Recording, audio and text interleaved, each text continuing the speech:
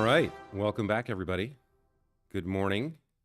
Radu, welcome back to the channel. Good to see you again. Let's dive in.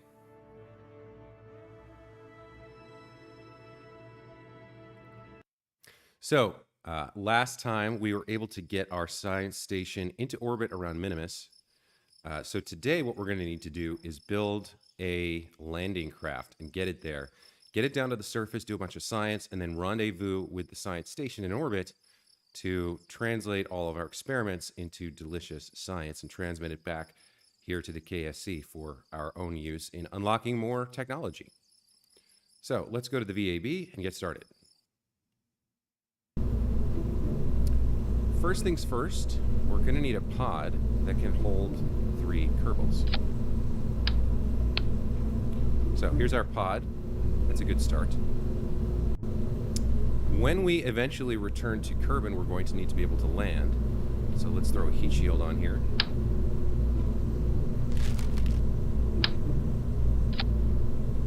Looks good. And we probably don't need all of this ablator. So let's put this down to like 240 is probably good. That gives us the ability to do 2 or 3 aero brakes if we need to. It saves us a little bit of mass. Then we're going to need to be able to not crash into the ground.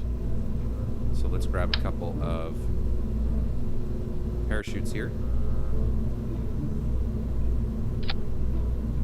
And we'll set these to deploy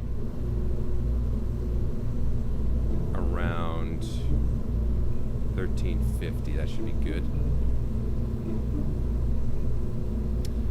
Now next up we're going to need science. So let's throw a science junior on here. And then let's also add a small service bay to put some stuff in. That's going to be fine. The only other thing we're going to need here is going to be the clampotron up top. Okay, so here's our basic lander. This is what's going to return to the planet with us. And let's just check our center of mass. Okay, so we could probably scoot these up higher. Let's open the doors. Okay, we've screwed that. So let's rotate this like that, and then put the parachutes back. So now the doors should not be obstructed. We should be able to do science. Looks good. Okay. That's a good start.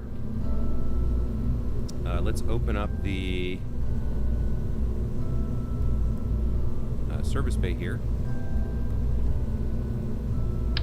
Let's actually rotate this like that. There we go. Okay. So in here we're going to put some science stuff. And what do we want to put in there? We do want our Kerbal scientist to be able to get up here to reset things. So I think we will add a ladder on the back real quick. We'll just do something like this, just so he can kind of grab on and get up there to reset things. Okay. Now, where are we going? We're going to Minmus. We're going to take this craft to Minmus, land there, do science, and then get back up into the atmosphere. That's the plan, anyway. Let's take a look at our science so we can start with a handy-dandy goo canister. Let's see. Can I get that centered somehow?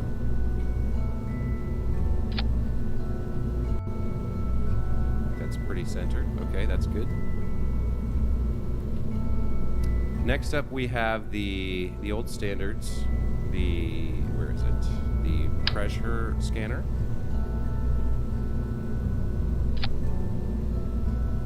Let's move that closer to center. Looks good. And the thermometer.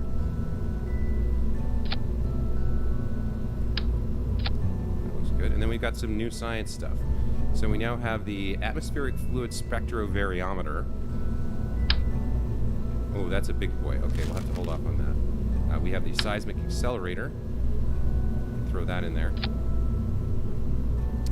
What else do we have? We have the magnetometer boom. Okay, that might have to radially attached. And then the surface scanning module. Okay, so we got a couple things that are a little bit bigger than I planned for, or that I thought about. So we have the atmosphere scanner and the surface scanning module. And the magnetometer. So, I think we will attach these. Where will we attach these? It's the smallest one. This boom seems like it could be radially attached. What are the masses here? 0.005, 0.05, 0.005. So the atmospheric fluid spectrovariometer and the surface scanning module are the same mass. We can mount those radially. So we can put this one here, and then we can put this one here. I think. That seems like it might interfere with the parachute deploying. Maybe not. Put those there like that. 0.005 and 0.005. Okay. And then we have this magnetometer boom. Where do we stick that? Might perhaps stick this up on the interior.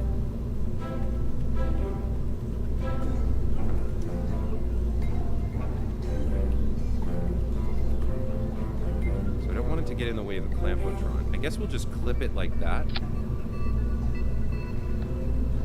Extend boom. Yeah, that's not going to work. Okay, so we need to put this somewhere else.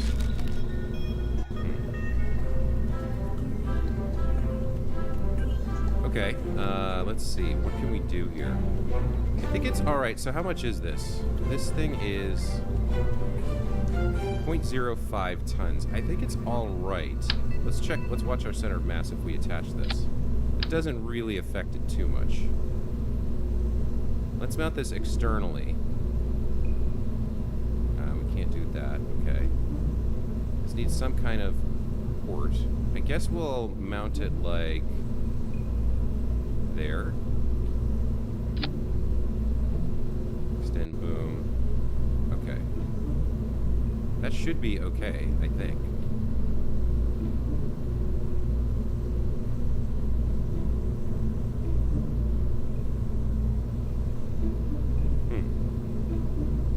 So this would be our science vessel. Our lander, as it were. Is that... This seems okay as a design. So you could have called this episode Back to the Minmus? Yeah, Back to the Minmus 2. Something like that. I could have, yes. But we have a Kerbal nest floating in orbit around Minmus, so that was the inspiration there. Michael Linsenmeyer, welcome back to the chat. Good to see you again. Hope everything's going okay with your work at your house. Seems like they're ripping everything up and out, but let's see. Oh, we want to remove from symmetry here and then delete this ladder. We don't want that there. Okay, so we now have all of our science kind of attached to this thing. The next thing I want to do here is add some action groups to make using all this a lot easier. So, here's what we're going to do. We are going to open the service bay doors again. We're going to switch over to actions. Okay? And now, we're going to start with the goo canister here. And for custom 01, we're going to add the observe mystery goo action. Now we're going to select this thing, the double C seismic accelerator. We're going to add the log seismic data action. Come over here to the barometer and add the log pressure data. And actually, now that I think about it, we're going to change this. So, we are instead going to have service bay. So the service bay toggle, is that open? Alright, right, maybe we'll do the opening things and extending the boom manually. All right, let's put all this back. So observe mystery goo, log pressure data, log temperature, log seismic data. That's fine. We can add conduct materials study. We can add run atmospheric analysis. We can add surface scanning model. Okay, this one I'm not so sure about. Let's add the...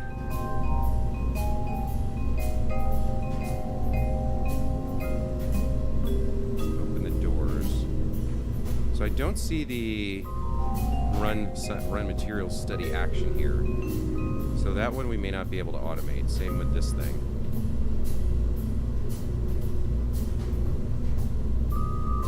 But let's leave all of these on custom mode 1. Let's go back to the editor here. And then what's the deal with this? I don't know how this works. Are we? I guess we're bringing in this and we'll find out.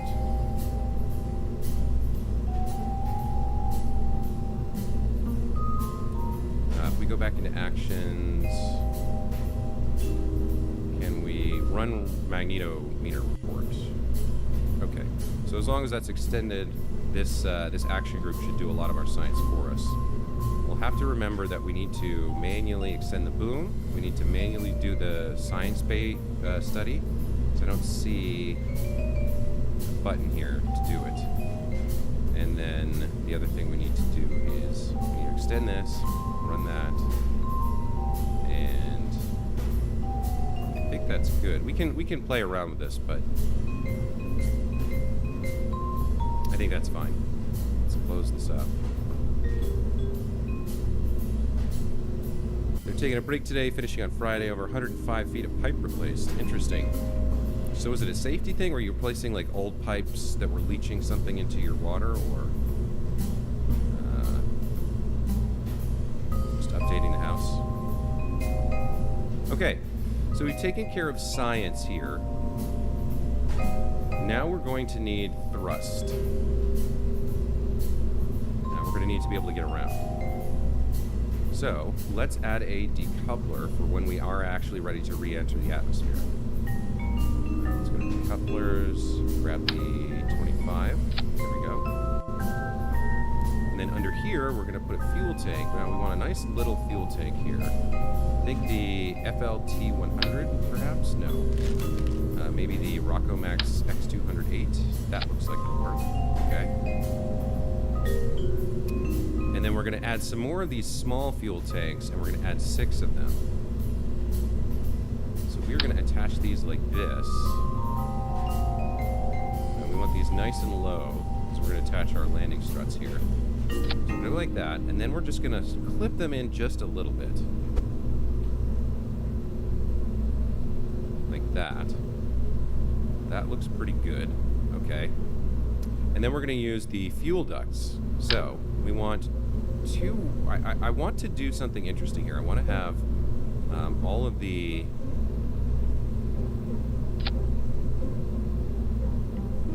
I want all of these to be able to pull from the central fuel tank, and I want them to be able to return fuel to the central fuel tank because I want different engines on here. So if we go to the, let's put a random engine on one of these. So we'll get, I think we're going to use the Spark. That's 0.13 tons, 320 in a vacuum, 16 kilonewtons of force. That's for kind of moving and shaking. And then, what else do we have? I think I might need to unlock one more thing here. So let's throw these on here to start. And let's get the fuel overlay. So can these all... So there is two-way, it looks like. Yeah, there's two-way. These feed the central tank, and the central tank feeds them. Okay, so that's good. Let's turn the fuel overlay off. And let's save this temporarily as Minmus lander. Mark 1. And I want to get one more type of engine here. Leaks. Bring pipe up to code from lead to PEX. Yeah, you don't want lead pipes. New water heater too. Very nice. Yeah, that'll be expensive. Unfortunately, homeowners always have extra expenses besides just the mortgage. I do want to get into miniaturization if I can. Precision propulsion. Yes, I want some of these. I think. The Twitch. 290 in the vacuum. Spider 290. Is this the one I want, though? I thought we had...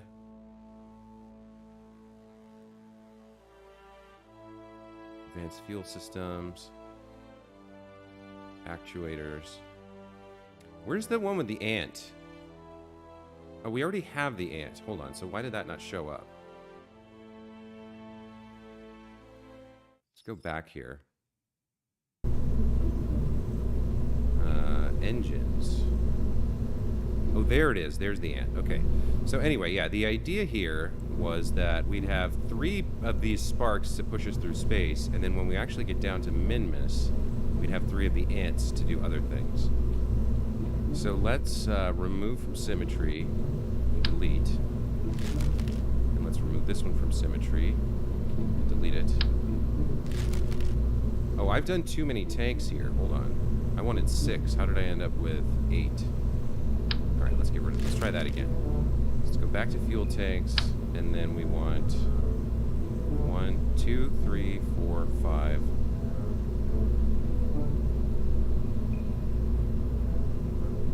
Oh, that is 6. Okay, so it goes from 4 to 6. Right, that was my mistake. Okay. So there's the 6 that I want. Let's move those around like this.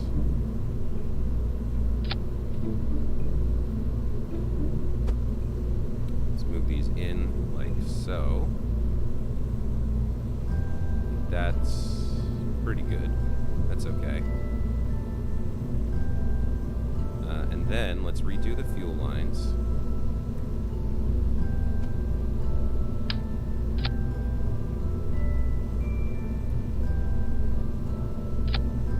There we go. Now let's get our engines. Let's go get 3 sparks. And let's shift this down to... I guess I can't at the moment. Alright, so... Let's take this one out. Let's take this one out.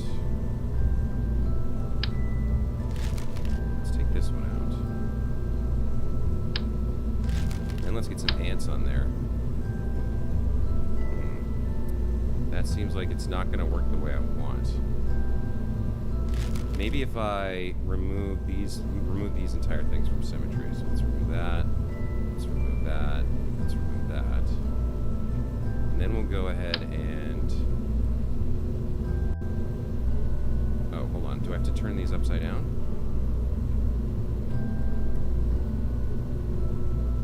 I want these. I'd like them to snap in. They're not, I guess they're the wrong size here. Maybe I need an adapter first. Structural.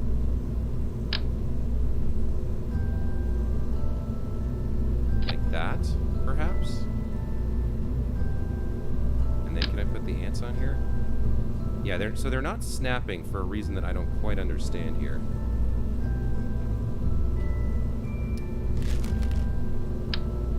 Maybe they just don't need it. They're not built that way.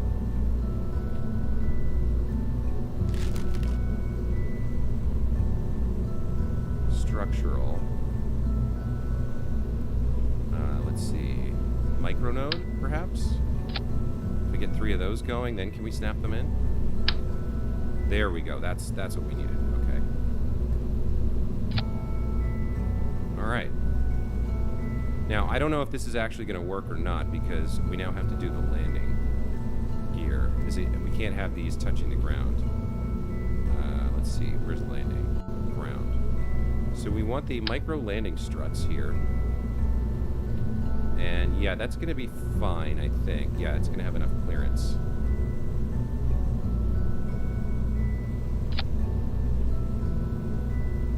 So So that should be good. Those 3 should just about do it.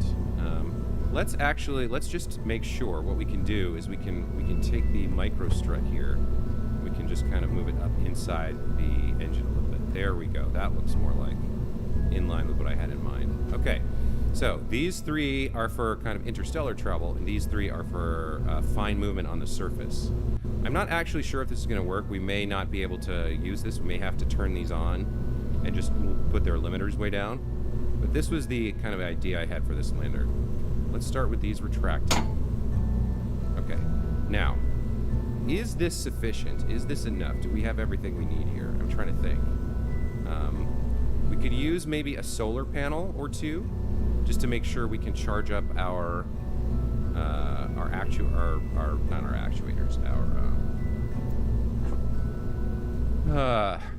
inline stabilizer, the reaction wheel. And actually, we need one more thing here, which is we need to get our RCS set up. So let's put a solar panel on here. I think back here should be fine. We just need one, just a little something, something. Let's see. What are these ones? These are new.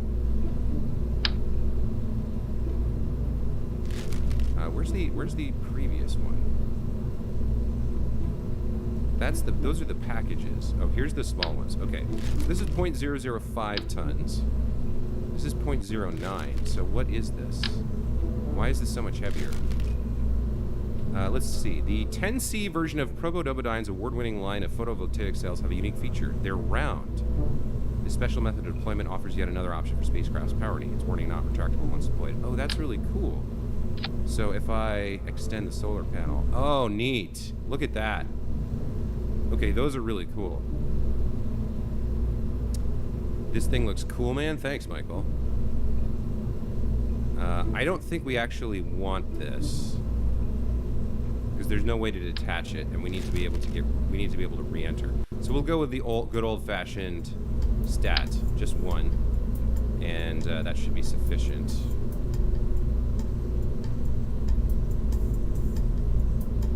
Just one there should do the job, I think. And now we need to focus on RCS, so we are going to want to fix the kind of existing actuators here. So we don't want anything to do with yaw, pitch, and roll. That's all going to be handled by SAS.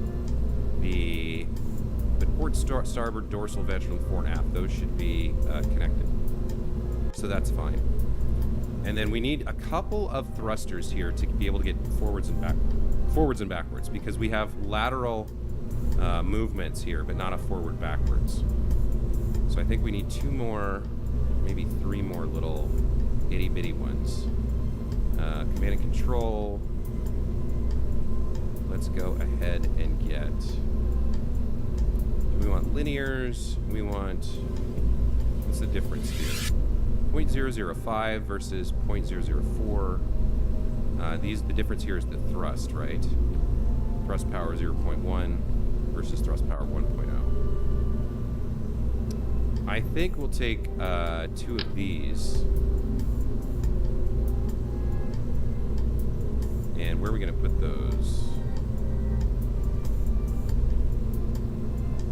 Somewhere near the center of mass, but it has to be vertical. So I think we'll actually place them on the tank. Like this.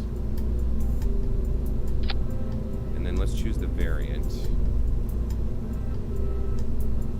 That should be sufficient, I think. Do we want 2 of these or do we want 3 of these? I think we want 3 just to be safe. Yeah. Let's spool up to 3. And we kind of want them positioned so that they're between the tanks. Yeah, that looks good. And then we'll set the variant to just be up, forward, backwards. There we go. That's what we want. Okay. Now for these, we also need to show the actuation controls. These are only going to be used for... really, we only need fore and aft, but I'm not sure what doing this would do, so we're going to leave these... Well, we can always fix it in flight if we need to. Okay, so now we have RCS to do our docking. We've got all our science. We've got a solar panel on here to recharge our cells. We've got fuel. We've got engines. We've got the decoupler to get rid of this when we come back for re-entry. We've got our parachutes. I'm trying to think if there's anything else I need here. I don't think so.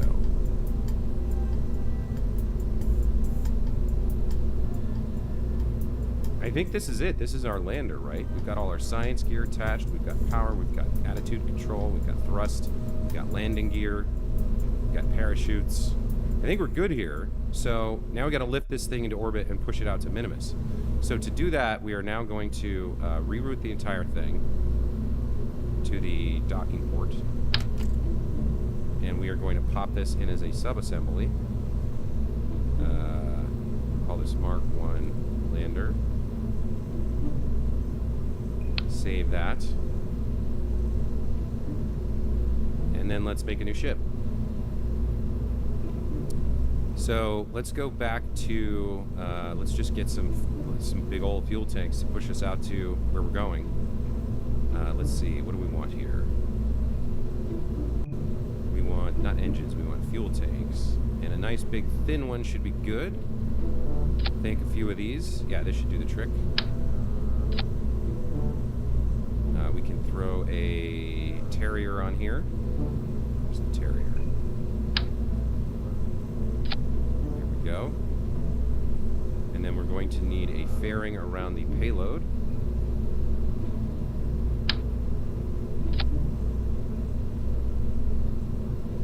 Then we'll need a decoupler, or stack separator rather. Let's bring in our subassembly. We want to be oriented like that, right? Okay, and then can we get the fairing around this, or do we need a larger one? No, we can't. Okay, so we need the larger one.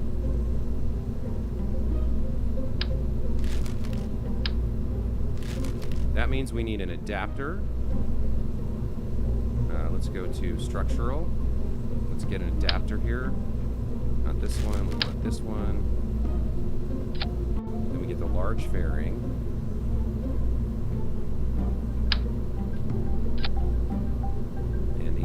Large stack separator. Now we get our subassembly on here. Like so. And we build our fairing.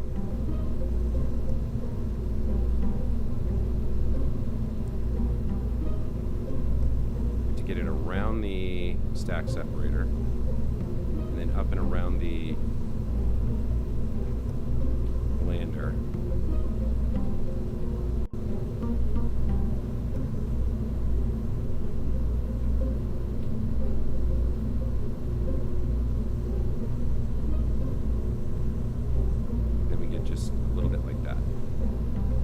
Okay, looks good.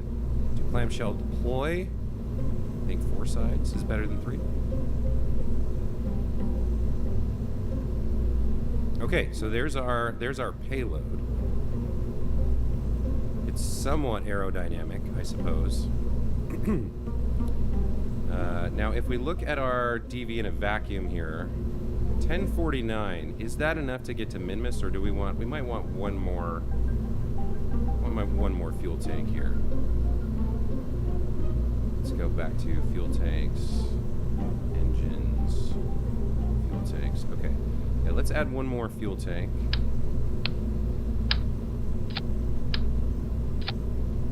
Oh wait, is that right? No, hold on. I did this. We need to fix the staging now. So this is our first stage. Okay, 3000 DV, that's pretty good. In a vacuum. Okay, there's our first stage. Then we release the payload. Or rather, I guess we do the fairing and the payload. We do the fairing first, and then we can do the stack separator. these all go together.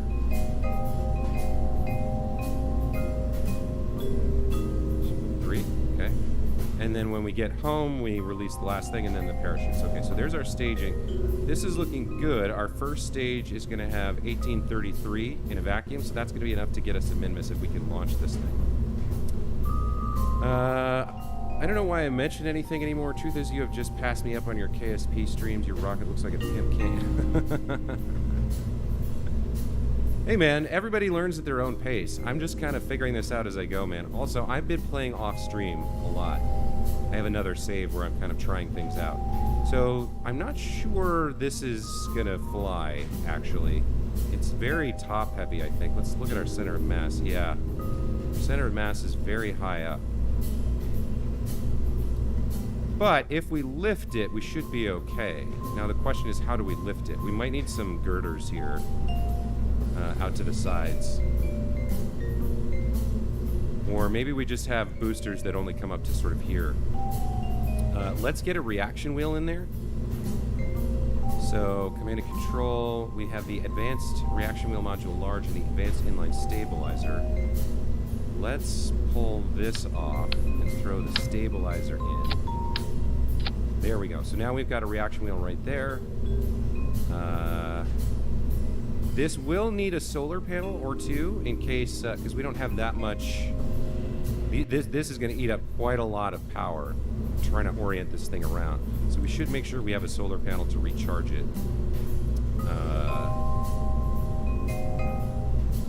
Now for this one, yeah, again, I think we're just going to use the standard here. Electric. For this one, we just kind of want one on a couple different sides. Let's go with 3 of these radially.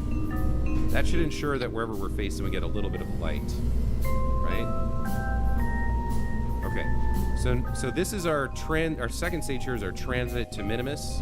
Then we detach the lander, and it goes down to the surface and does a bunch of science and flies back to the station. Should we consider... I wonder. This might have some fuel left when we get there. Should we consider putting a docking port on this piece so we can dock and transfer all that fuel? Maybe. Maybe instead of the reaction wheel here. All right, yeah, let's do that. So instead of the stack separator here, let's have a docking port. Let's go into coupling. Let's get a clampotron on here. Let's go down to single, and can we get you to clip in? There we go. And then we'll connect this to that. There we go. That looks good. Okay. So when we arrive, we can dock and offload the rest of our fuel before we send this down into orbit. And actually, if we're going to send it down, we would need... Or we can just delete it from the tracking station, I guess. We don't have to worry about deorbiting it. But that clampotron would let us theoretically dock, which means we would need RCS as well.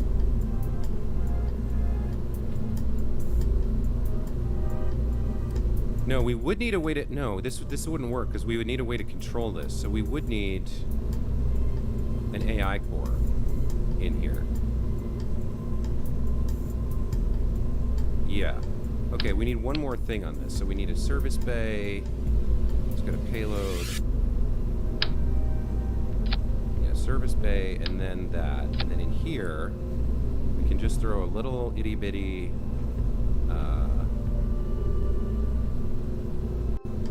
command and control... No. Pods. We can throw a Probodyne Hex in here.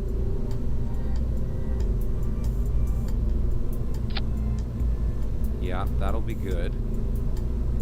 We'll set hibernate and warp to auto. And then we would need, what, a little mono tank? Just a little bit? How much would this have? Something like this? Can we slide that in there somehow? Can we attach that? How can we attach this?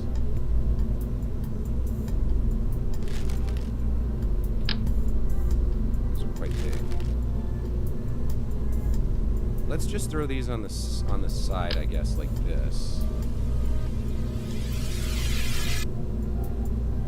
These should be okay to lift, right? Which one do we want? This one has amount 20 propellant. This one has 50, so the smaller mass is fine. So if we do that, those shouldn't burn up trying to get out of the atmosphere. The fairing above it should protect it, and then we can throw some RCS on here. Let's do 4, I guess. We want these right around the center of mass, I think. So we'll pop these on the reaction wheel. Yeah, that should work. And let's go with the variant that has the thing popping out as well. There we go. We will show the actuator toggles and turn off yaw, pitch, and roll. The reaction wheel is going to handle that. Okay, so now when we get there, we can maneuver any extra fuel into our space station and pop that off. So next we're going to need thrusters to lift this into orbit. Let's get some, and let's actually rename this. So this is going to be the Minmus Mark 1. Let's save that. Let's get some decoupling going with these guys, the radials. I think 2 boosters should be enough. I think 2 boosters should be enough. We might even be able to use solid fuel here. I'm not sure. You only need 2 RCS unless you need more thrusting force. Fuel transfer, do it. Let me catch up here. Your rocket looks like a pimp king. You're doing great. Who cares if it flies as long as it's funny when it crashes? Fuel transfer like Armageddon. Tell the Kerbals to touch nothing. Bunch of cop works. KSP 2 in a week. I'm so hyped. Malty, welcome to the channel. Not sure I've seen you again, or you before, but welcome to the channel. I'm pretty hyped about it too. So early access is very limited in what it has. It's just going to be the updated UI, the revamped Kerbal system, and some new parts, which you could technically get from mods, but I'm definitely gonna. It's a day 1 buy for me. We're going to be streaming that for sure. Now let's come back into engines. And we had some stuff that had gimbaling control. Yeah, the thoroughbreds here. Let's see what happens if we place a couple of these on here. Okay, so we need to fix our staging. Let's take a look here. So our TWR is a little bit high, but 2781 to orbit is really nice. So I think these are going to do the trick here just fine. Let's make sure they're mounted correctly. Let's move those down.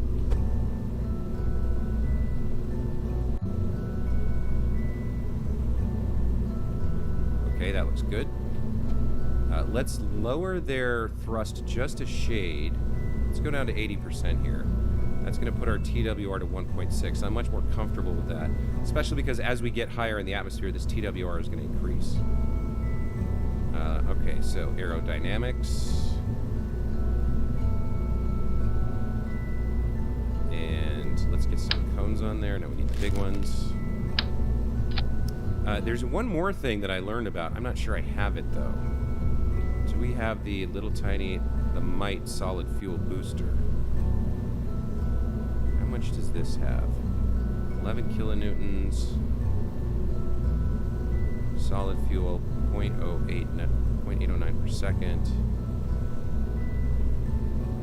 This one is distinctly on the low end of the scale. The Might is still useful for many space programs that want a tiny kick motor to plant their probes firmly on the right trajectory. So I'm not sure if this is the one that I saw, but somebody had these kind of like laterally mounted, like this. And at the separation, they kind of kicked them off to burn the thing away from the vessel. I thought that was cool. I don't know if I actually want to do it, though. I probably don't need it. But that's okay. Let's auto-strut these to the heaviest part. That's going to be fine. And let's get some aerodynamics on here for stability during launch.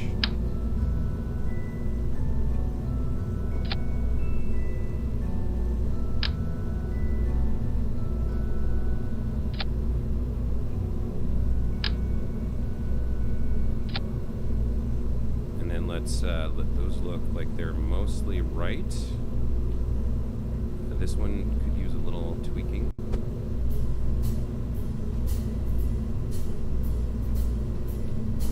Actually, they all could.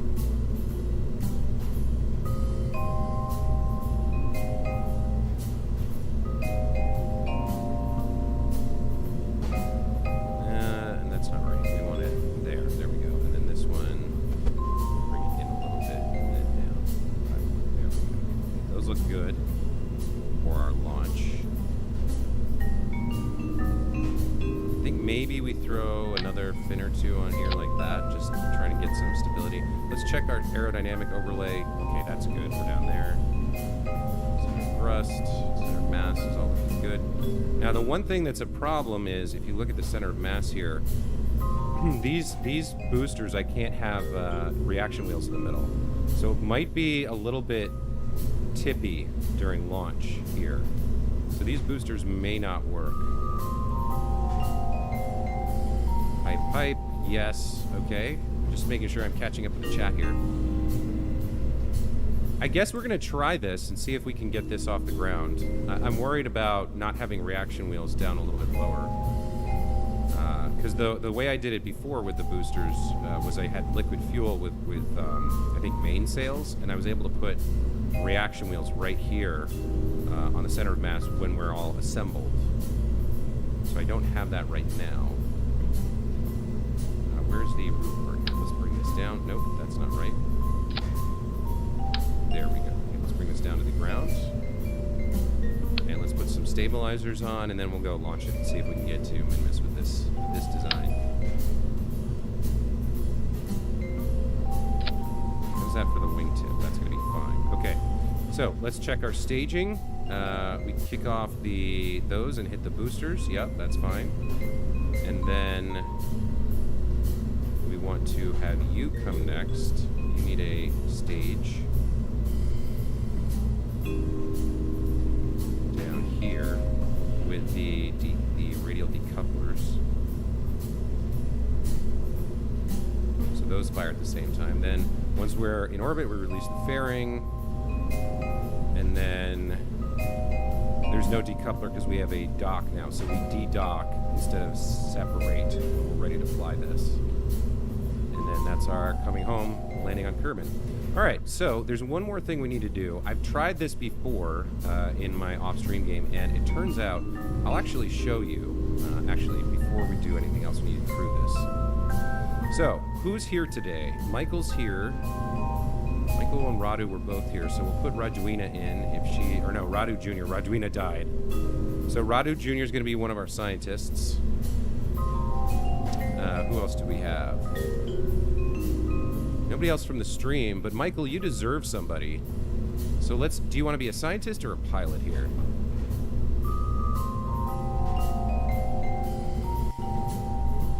Probably want Bob or Jebediah. And Malty, would you like to be on this trip? Michael, you want to be a pilot? Okay, so Michael and Michaela both died. They left behind an orphan who has just graduated the the Kerbal program and the Kerbal piloting program. Let's go ahead to the astronaut complex. We have 11 of 12. If I upgrade this, can I get more? I'm just curious. Unlimited active Kerbals for 282. Okay. Yeah, let's upgrade it. And let's go into the cheat menu. Let's go to, no, not the cheat menu, the Kerbal menu. Let's create Mikey Jr. There we go. You're going to be a level 2 pilot. And because you're a badass in real life, you will get to be a badass in here. However, you're going to have very high stupidity. Let's go ahead and create that Kerbal. Let's resume and go back to the VAB and finish up crewing this beast. Okay, so Radu Kerman Jr. is in there, and here comes Mikey Jr. Kerman. And then for our scientist, I guess we'll take Bob along since he's the senior scientist. He'll be supervising Radu to make sure Radu doesn't do anything stupid. Let's also go into our cargo here. We don't need these stupid parachutes. Let's get rid of those. In the command pod, we'll throw some extra fuel cylinders. And then our 2 scientists, Mikey Jr. and Bob, will have Ava experiments kits. And then Radu Jr., you can bring a work light. Sure, why not? Wait, how heavy is this?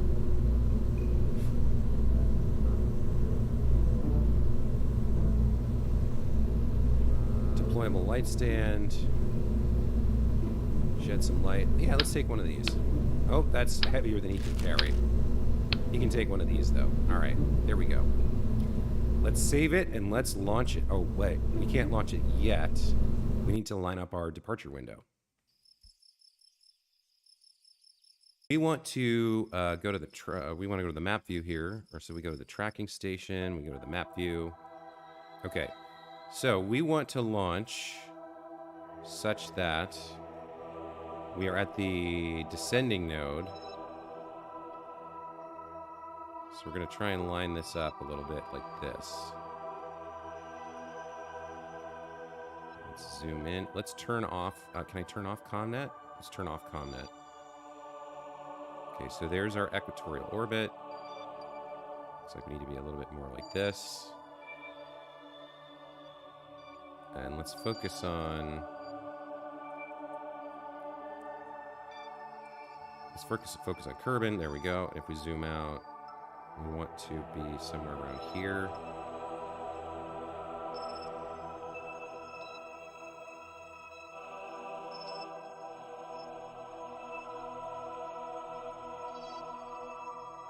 Just lining up these 2 orbits to find the descending node. There we go, right there.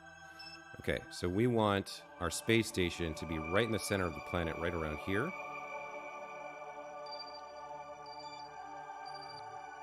Or not our space station, our space center. So let's get some time warp going here.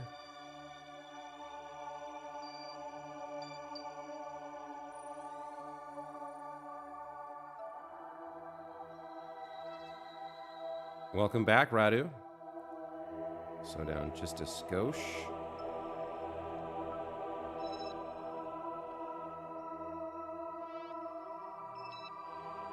Okay, and right around there is good. Okay, so that's where we're going to launch from. Let's leave the facility. Let's do a quick save. Save. Okay, and let's do a quick save as well. All right, that's the same thing, I guess. Yeah, okay. You know what? Let's rename this. I like Michael's suggestion. Let's see. The Relationship Entrepreneur 1. I'm not going to call it the Pimp Cane 1, but we'll call it a euphemism for a pimp. Relationship Entrepreneur 1. There we go. So let's double check. Cargo looks good. We've got our crew, Radu Jr., Bob Kerman, and Mikey Jr. Okay, let's launch this beast. Here we go. I don't know how this is going to go, but we'll find out. Let's quick save. Let's ZT for SAS and throttle. And I guess we just do the... Oh, you know what? There's one more thing I forgot. So do you see how the altimeter is upside down? That's because you guys are inside the command pod, which is upside down. So we need to actually revert this back to the vehicle assembly, and we need to come in here and get to the command pod. And we need to go to... where is it? Control point reversed. There we go. Save that and launch that. Radu says, started my second hard career mode. Jeb already died at collision. I'm playing permadeath. Man, that is tough. Because on hard mode with permadeath, you are going to struggle with funding. You're not going to be able to focus on science. You need to do a lot of contracts, and you need to focus on funding. You need your admin strategy has to be all about funds. Because as soon as a Kerbal dies, it's like 70 grand to hire a new one, right? And then you got to train them up and everything. That's challenging. I would not want to play hard career mode without like... Does hard still allow you to revert flights? I can quick save, but I can only reload it 3 times. Interesting. That's a lot. A rule you made yourself. Yeah. I feel like doing a... Like even an expert with no quick saves on the hard mode or the expert mode or whatever, that would be a brutal challenge. Anyway, let's launch this thing and see what happens. Here we go. 5, 4, 3, 2, 1. Okay, I'm not going to start the turn too early. We do want to be at a heading of around 97 degrees. Or were we at the descending note? Yeah, we want to be at around 97 degrees. Okay. So I'm going to start the turn a little bit here.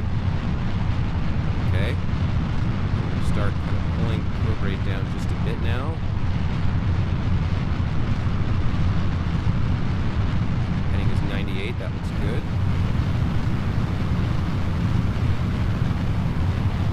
We're getting up pretty quickly here. We need to pull this a little bit more. So far, so good. We're not tipping over. Okay, we're getting up there. Oh, whoa, whoa, whoa, whoa, whoa, whoa, whoa, whoa, whoa, whoa, whoa, whoa. A little too much there, a little too much. It's locked to probe rate. This is pretty good. This is a pretty good gravity turn so far for what we're working with here. We're getting a little bit of overheating on the engines.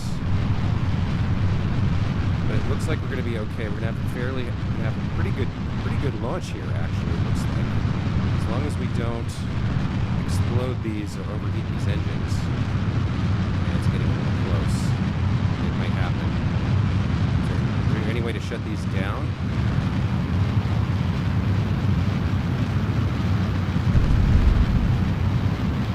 What actually blew up there? If that wasn't the engines, what was that?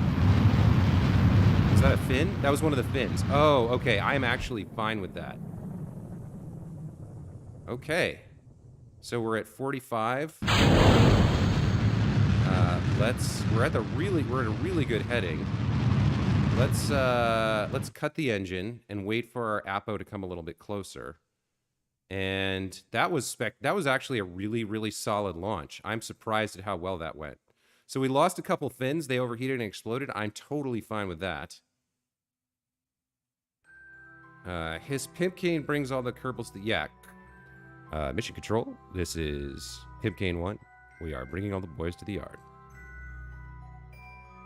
Alright, so we're slowing down a little bit. I'm not happy about that, but we got quite a bit of acceleration from the launch. I think we're going to wait until... Well, you know what we'll do? We'll actually level off here a bit. And we'll pull this down. Let's make sure our heading stays around 97, because that's almost perfect.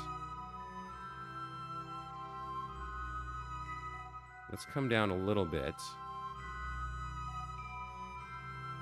Like so. Really nice and careful. Let's get horizontal.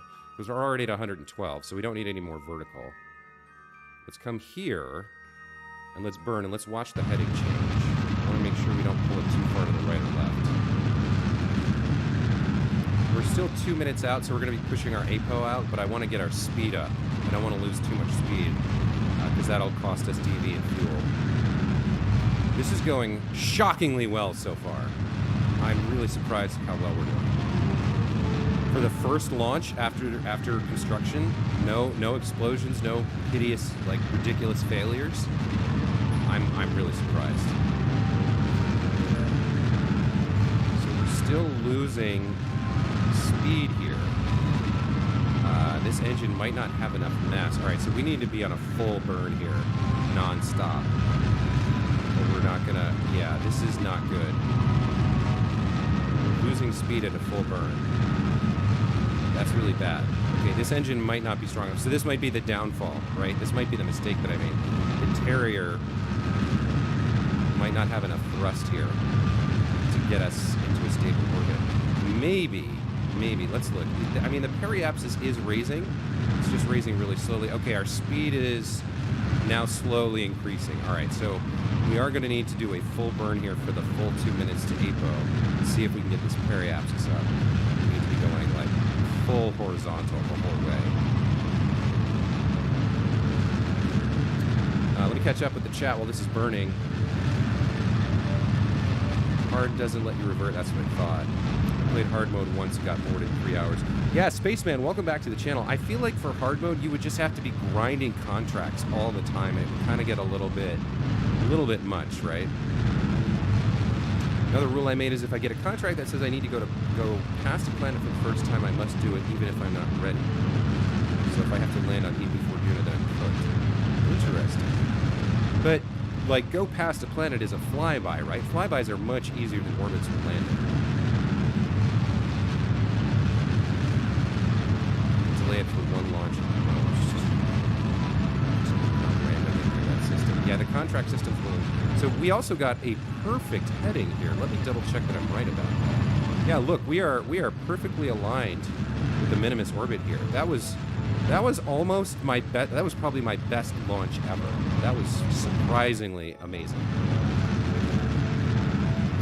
We do have a problem though that we're not accelerating fast enough, so we might not make it into orbit here.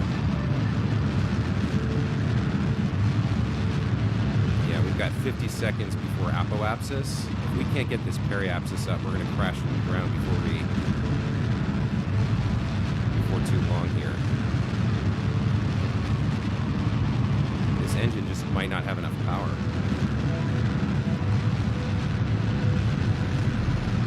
We need to be going much faster. We should be up around 2100 by now. So we might not actually be able to get into orbit here. I'm not sure. We'll keep the full burn going and see, but I have a feeling we're going to just start crashing into the ground.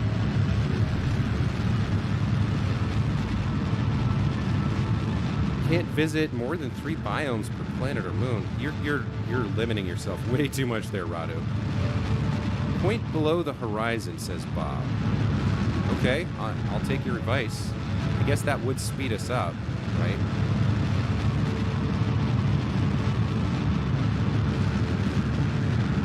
Because we'll get a gravity assist a little bit. So we have some spare height. We have some spare altitude that we can work with, perhaps. So I'm pointed below the horizon. Now our speed is rising considerably. Okay, and the APO's coming, or the periapsis is coming up. Maybe we make it with Bob's advice. Bob, welcome back to the channel. We have a lot of spare altitude. Yeah, that helps. Okay. And put a couple of triangle radial boosters, says Michael. I don't know. Maybe this will work. Maybe we'll get where we need to be going. Yeah, Bob's advice seems like it's going to help here. We're past apoapsis, but our periapsis is still rising, as is our speed. Okay.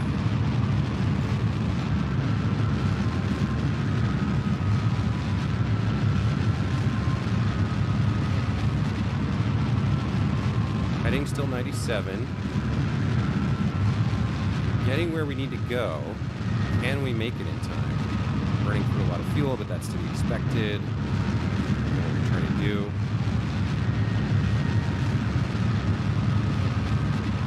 Let's push it a little bit further below the horizon here.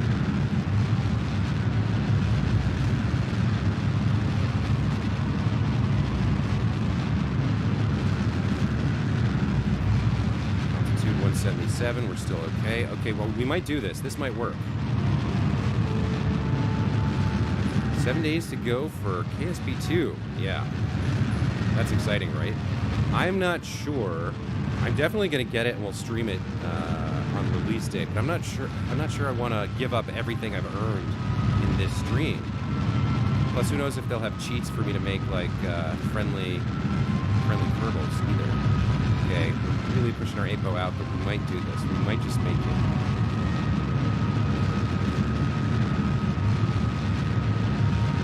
2,000 meters per second.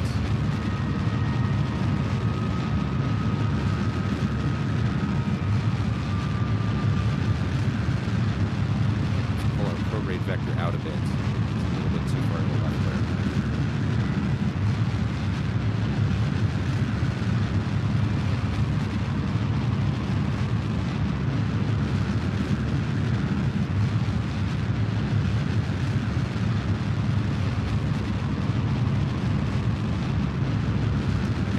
to do it, you guys. I think we're going to be okay here. We lost some of our heading there. It's a little bit too close to 90 now. Hold on, hold on. All right, Bob's advice for the win here.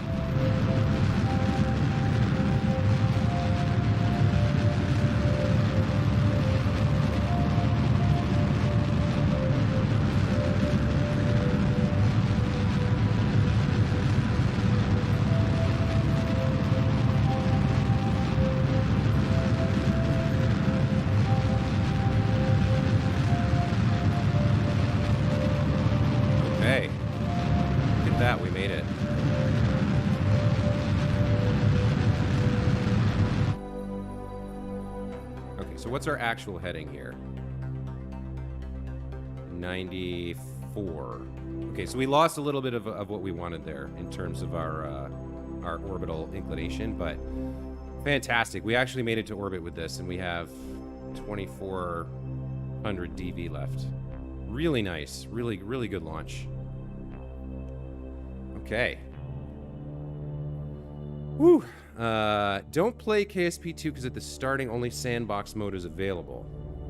Bob says now try to collect laterally. 4-day burn. Yeah, that was a long burn there. And our orbit's very elliptical here, right? Because we kind of got pointed in the wrong direction a little bit. So we might need to circularize before we do our trip out to Minmus. Let's go ahead and set Minmus as our target. And let's correct things. Let's set up a maneuver at our descending node here. So we're not that far off. Instead of 6 degrees off, we're negative 2.2. So we should be okay to get a cheap correction here. Let's add a maneuver. And let's go into the editor here. Let's get the DN pin so we can see it. And then let's start making corrections. Scale here.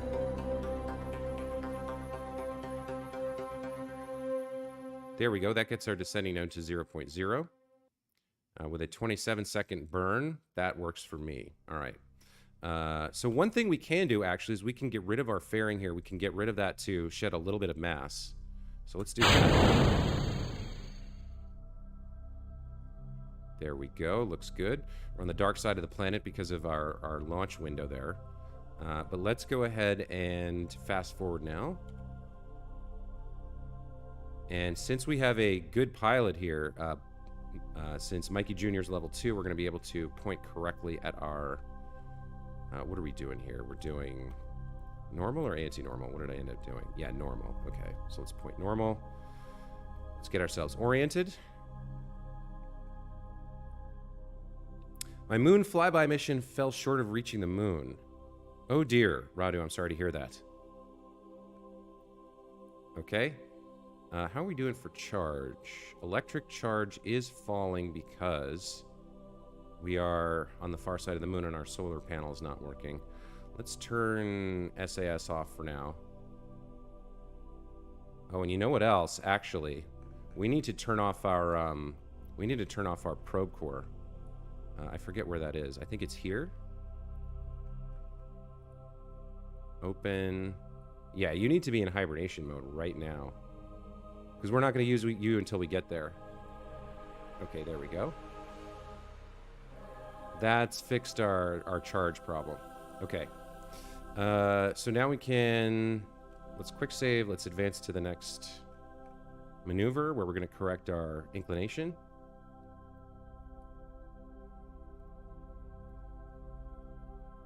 It's locked at the moment.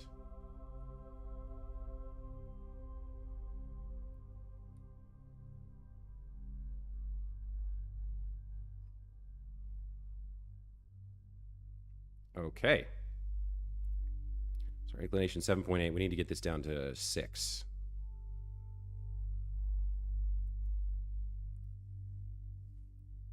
Okay. So we're going to turn SAS back on so we face normal. We're going to zoom out here and we're going to watch this burn. Where's the best place to watch it? Probably over here. Yeah, there we go. Okay. So burning in 26 seconds. Can skip forward just a skosh here. And here comes our burn. 3, 2, 1, Z.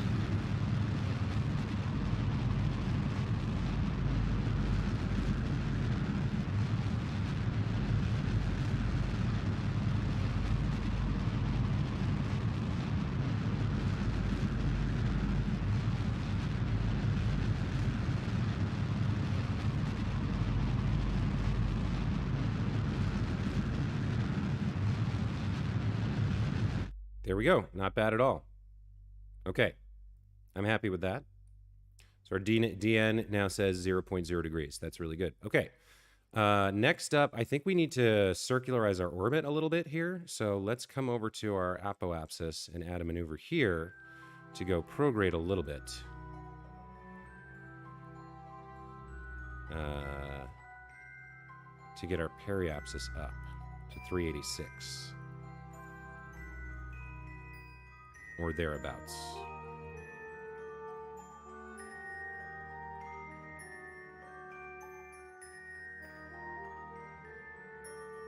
Okay, so we're at a certain point where it's a lost cause. Let's get the 375 is enough. That's another 185 meters per second, but we would have burned some of that getting out to Minmus anyway. So let's turn SAS off. Let's and our one little solar panel is doing work because our electric charge is back to full. Let's quick save here and advance to the next maneuver. This is a 1-minute burn to circularize our orbit, and then we'll do our transfer to Minmus. Bob, yeah, man. I've been getting I've been playing off stream, and I've been getting a lot of practice doing these burns and understanding where to look and how to kind of time them so that they end up right, and how to set them up with the graphical editor's fantastic. I just love this game. I love the challenge of it and everything.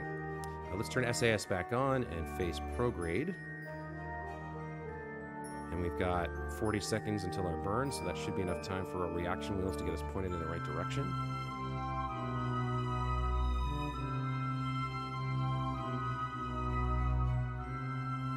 Okay.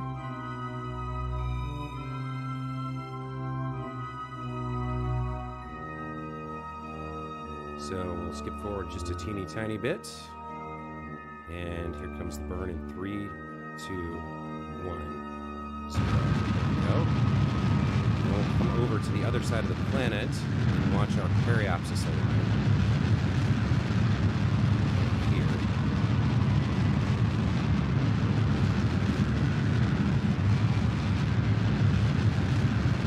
Again, this one doesn't have to be perfect per se. It just has to be close enough to circular so that we can launch from pretty much wherever we want.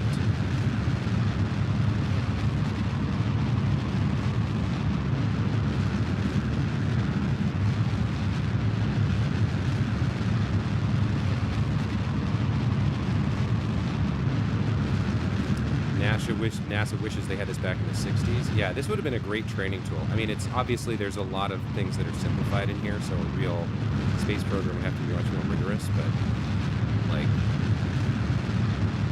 teaching the basics to people who are like just getting started. Like, let's say you have somebody who's going to work in the control room as a panel operator, right? And they don't necessarily have the specialized training they need. There we go. Okay.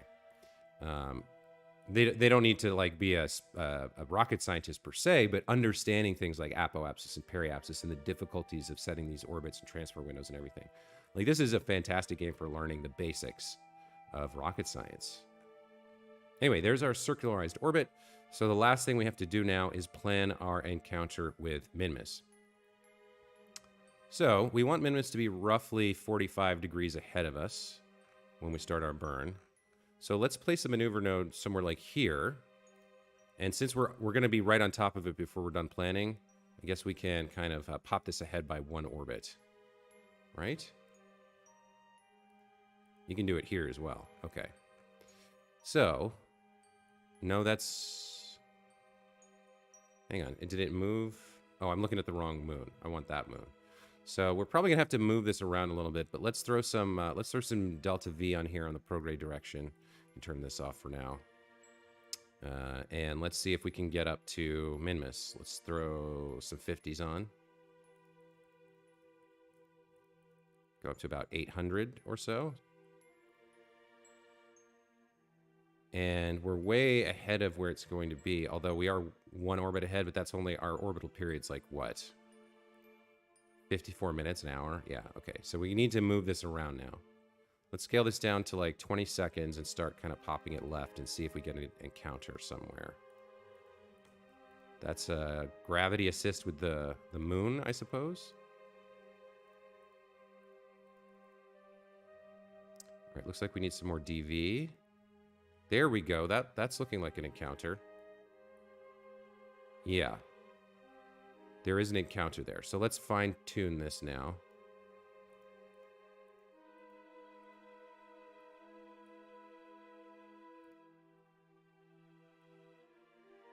What is that? Closest approach in 9 days. And then we have an encounter here in 8 days. Is that right? Sun's kind of in the way. So we're coming in along here. We have our encounter, and we have a periapsis at 300,000 meters. Pretty good. Let's pin that and see if we can make it better. Actually, this is enough, right? This is fine because we can do a correction burn halfway. So here's our first burn that we're gonna do. And I think with this plan, we can just go ahead and warp there. Some of the math in this game was invented at NASA, or should I say supposed math. Interesting. So the moon is going to be moved forward by the time we go along this path, which means we won't have to worry about that. At some point, I want to learn how to do gravity assists. That's another thing I want to try. Probably I'll have to learn that if I go further out. Further than Duna, right? Okay, time warp complete. SAS on. Prograde direction. Right, we're just going straight prograde for 761. This is a long burn, actually. I don't know if this is going to work. This is 3 minutes, 30 seconds. That's kind of too long. And that means we can't be on prograde. We would have to be on... this is a little rough, but... Let's just face the... let's track the maneuver node here and see if we can get away with this. I should have done some... you know what?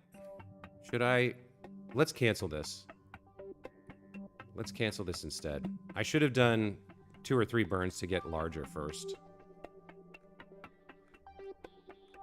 I think. Because the engine's not that strong. When you go to Joule? Yeah, exactly. I don't know when we're going to Joule. That's probably a ways off. Let's fix this. Let's do a burn here. Let's just do, like, 250 DV prograde here. That was roughly the right direction, but we might need... Now, hold on. This I don't want to mess this up. Let's think about this. I don't want to have to circularize the orbit.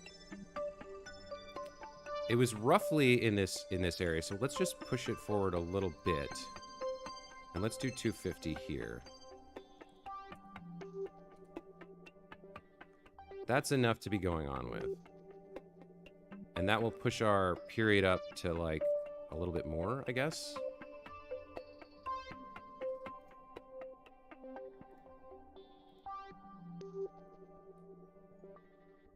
Burn in 16 seconds. All right. So we're using the Oberth effect to kind of maximize our efficiency rather than doing a 3-minute burn, which seems like a bad idea.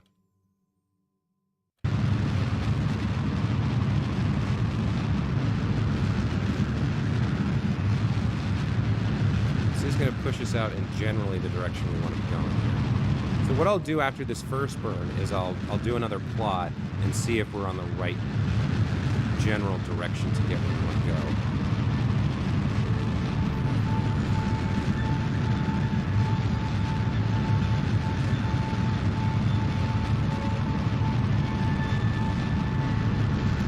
So yeah, this Terrier engine's efficient, but man, it is not powerful enough for the amount of mass it's pushing at the moment.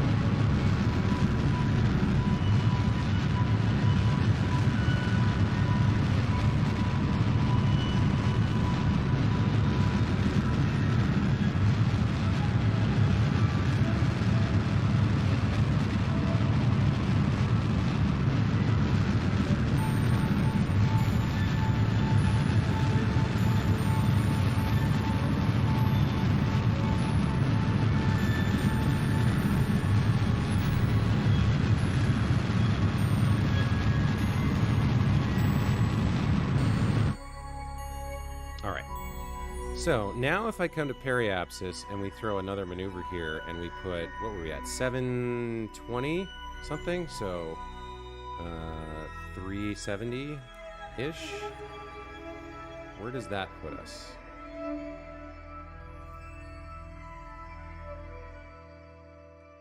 Was it... Wait, did I do the math wrong? Yeah, it would be 5...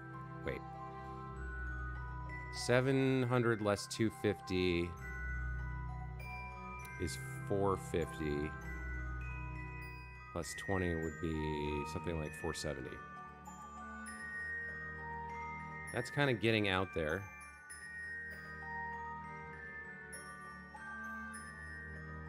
Do we add some more? Okay, so we still have our encounter up here. So we got roughly the right idea. Let's do another 250 at down there to push us out in the same direction. And our period's up to 3 hours. So that's not too much, given that we're talking about a 5-day burn. It might move a little bit to the left or right. So we can do one more 250 burn to get out to here, and then the last one should be another around 250 to get us out to Minmus. So, yeah, our electric charge is fine. Let's just warp forward. Another 3 hours around this orbit. Do another burn. Facing prograde, that all looks good. Let's get ahead to the burn time. It's very simple. Okay, here's our second burn.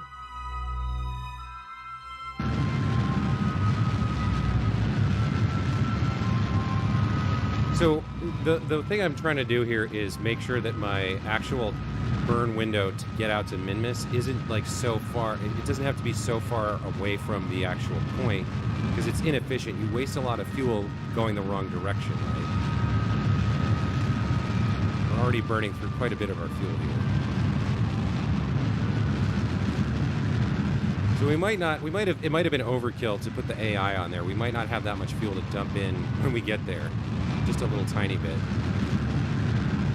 But then again, every bit counts, so might as well see if we can make it happen.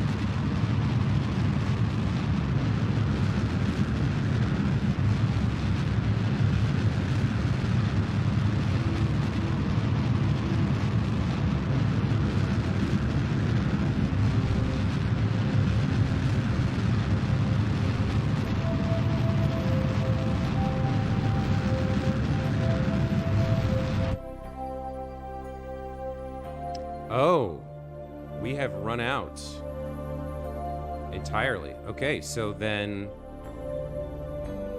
we're done with the Terrier engine now. This whole thing, we definitely did not need the AI. That was overkill. We've completely drained all the fuel here. Okay, well, so much for that. All right, well, that means that we're going to have to get the rest of the way there on our own power. So we'll see if this works or not. Okay, so this was underpowered by quite a bit. Let's go ahead and undock.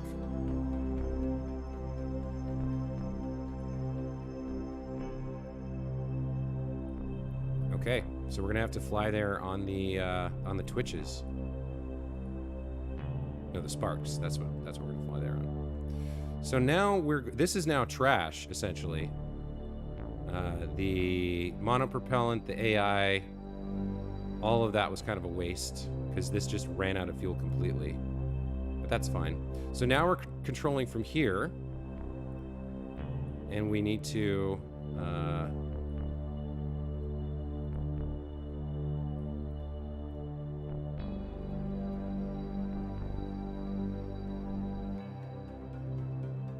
oh, we need to switch ships. There we go. Relationship Entrepreneur 1. Okay, so now this is our main ship. We need to fix our control. Control point normal. There we go. Okay.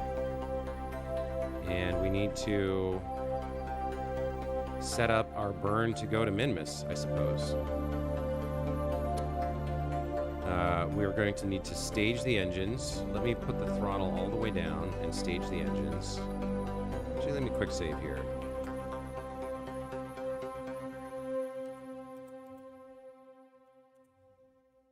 I don't seem to be able to stage anything. I'm not sure why. Maybe I can't do it from map view. There we go. Nope, that was not what I wanted to do. So that was the separator. All right, that's why we quick saved. Make sure every trip to Minmus you bring extra RCS tanks to refill Ava tanks. Yeah, okay, that's a good idea. So...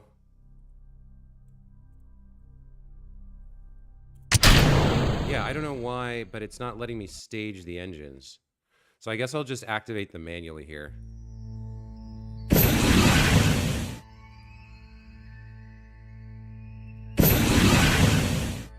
are the 3 sparks. And then we can activate the... these are not going to do much, but we can activate the ants as well.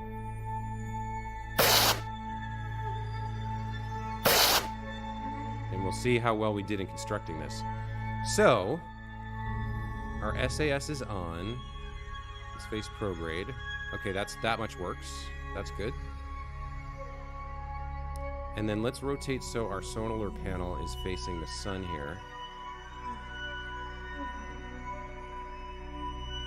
There we go.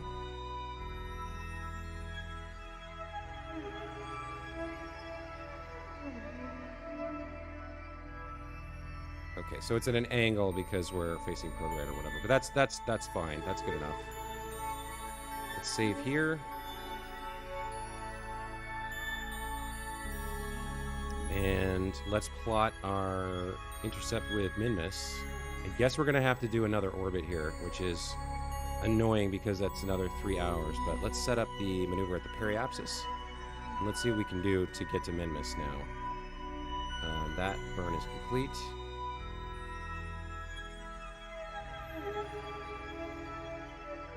Let's go up to 50 and start going out towards Minmus and see what we get. So for 250 meters per second, that's way too much. Let's pull it down a bit. There's an encounter. Okay.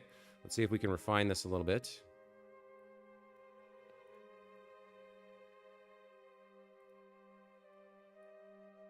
Actually, that's good enough, I think. Because we can spend less fuel if we set up our mid-course correction burn. So let's just do this. 280. And these engines actually have a much higher thrust-to-weight ratio than the Terrier did for that whole thing. So the 280 is only going to take 54 seconds as opposed to the 250 taking a minute and change on the previous version of the ship. So this looks good to me. Let's face prograde and let's warp to this burn and get headed towards Minmus. They were already staged. You just need to use Control and Shift or Z, I think. They weren't. That's hella weird. Yeah, I think it's because it was docked. I think the docking kind of screwed the staging a little bit. But that's fine. You know, I knew how to resolve it. You can just manually activate the engines. I've turned them off before, actually, in some cases on my off-stream game. Okay, SAS is engaged. We do have all of our Kerbals here, right? Everybody's in here. Yeah, all 3 of them are in there. That's good. There was no space for them on the other thing anyway, so that makes sense. Let's zoom forward to the burn. Okay. And we're not going to slam into anything, are we? No, it's well away from us by now. Okay.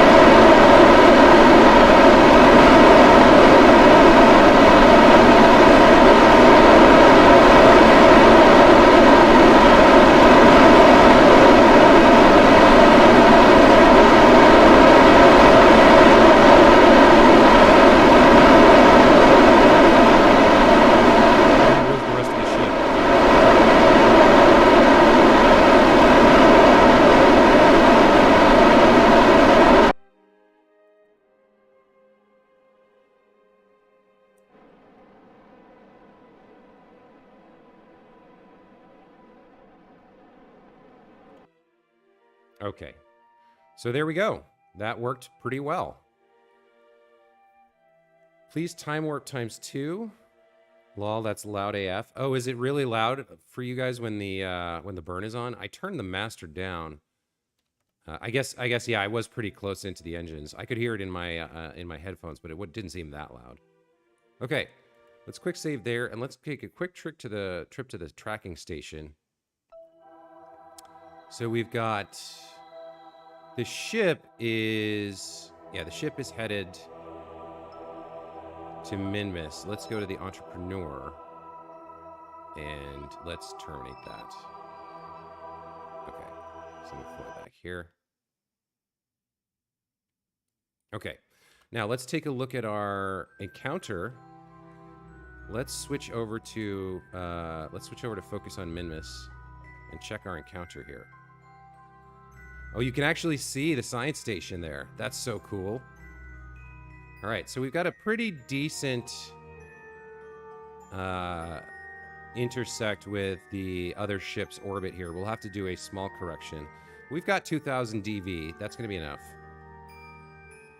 Let's zoom back out, and where are we going to put this correction burn? Halfway? Yeah, halfway. Let's put a maneuver here, and then zoom in and fix this up a little bit. So we want to get into an orbit around here that's inside the orbit of the Science Station 1. I'm not sure whether we're going to rendezvous with it yet. Depending on how much DV we have, we may land first before we rendezvous. We can get fuel from it if we need it, because it has some. But let's come over to the graphical editor here, and let's take a look at just doing some very light correction work. It's going to put our periapsis, that's not what I wanted to do, at 93,000. The closest approach for this guy, I think, is like 12. So we want to come in a little bit more. 59, 25, 17, 8. 8's really good for an initial orbit, and it's only costing us 1.1 meter per second of DV to get there. So let's do that, and then let's put a maneuver here, and let's do a little bit more retrograde and see if we can get into an orbit of some sort. Spin that around.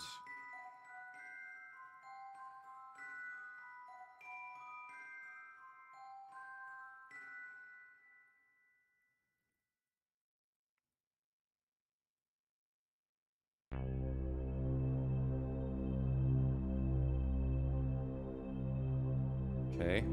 We don't want a periapsis much above 7 or much below 7. I think that looks good, and then what we can do is we can figure out where we want to go from there. So how much is that going to cost?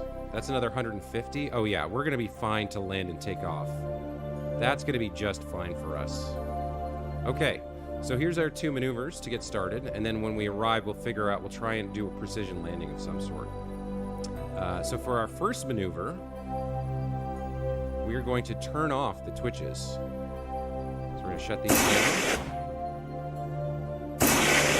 Or the sparks. I'm sorry, we're going to shut down the sparks. I don't know why I keep calling them twitches. So we're only going to be flying with the ants.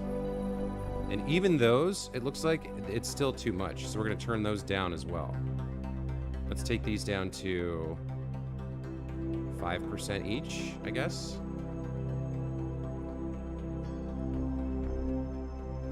5%. There we go. So now we have 45 seconds. Actually, that's a little bit much. Maybe 10%.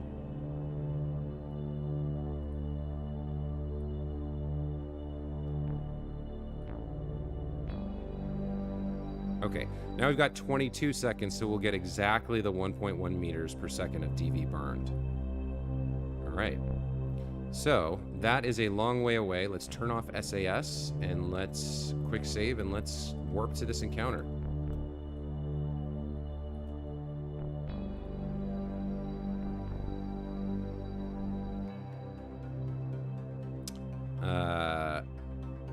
It ducked when you talk, though. Oh, that's good. Okay. Maybe you can change the engine sounds, too. I have all my game audio at 50%, adjusted OBS game capture output level to between 30 and 35 decibels. That's pretty good. I should maybe think about tweaking the capture stuff to a decibel level. Okay. We need to turn SAS back on, and we need to face prograde here, I believe. Yep. We need to get ready to do this burn.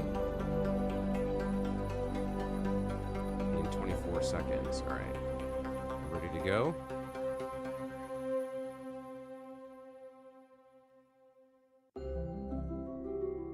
There's the burn. Let's focus on Minmus here. Watch this come in.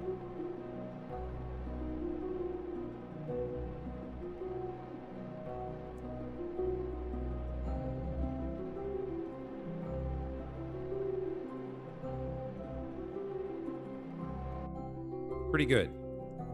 Pretty good. Okay, so our periapsis is 9 kilometers. I'm okay with that. Okay. That worked very well. Now we need to turn all the engines back on here. Let's activate. Activate. And now we have a 30-second burn up ahead to get into our orbit. So once again, we'll disable SAS to save our charge here. How are we doing for that? We've got 150. Yeah, we're fine. Okay. And let's quick save and let's warp ahead.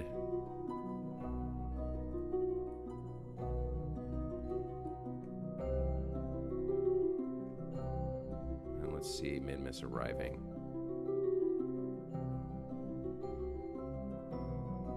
Ooh, look at that. Happened real fast. So now we need to face retrograde here. Here we are, above the planet. We made it. And let's get ready to do this this burn here to get into our orbit. Let's go ahead a little bit.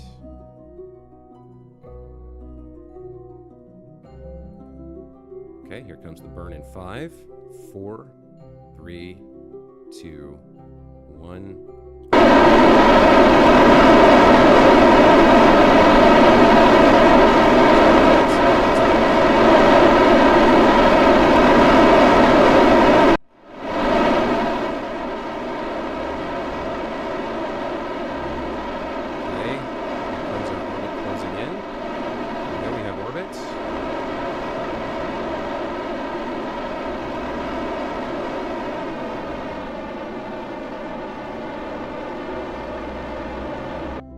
There we go, done.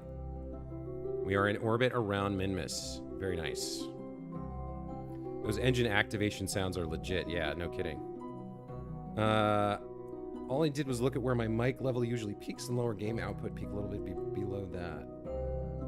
Yeah, Mike, I might get in a Discord call with you later, and we can maybe talk about some of that stuff, because I'm not as good at OBS as I maybe should be for a streamer.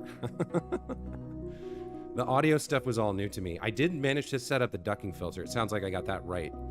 But there's some additional audio stuff that just is not familiar to me. So, we're in a stable orbit around our lovely little planet here. Or moon, I'm sorry, Minmus.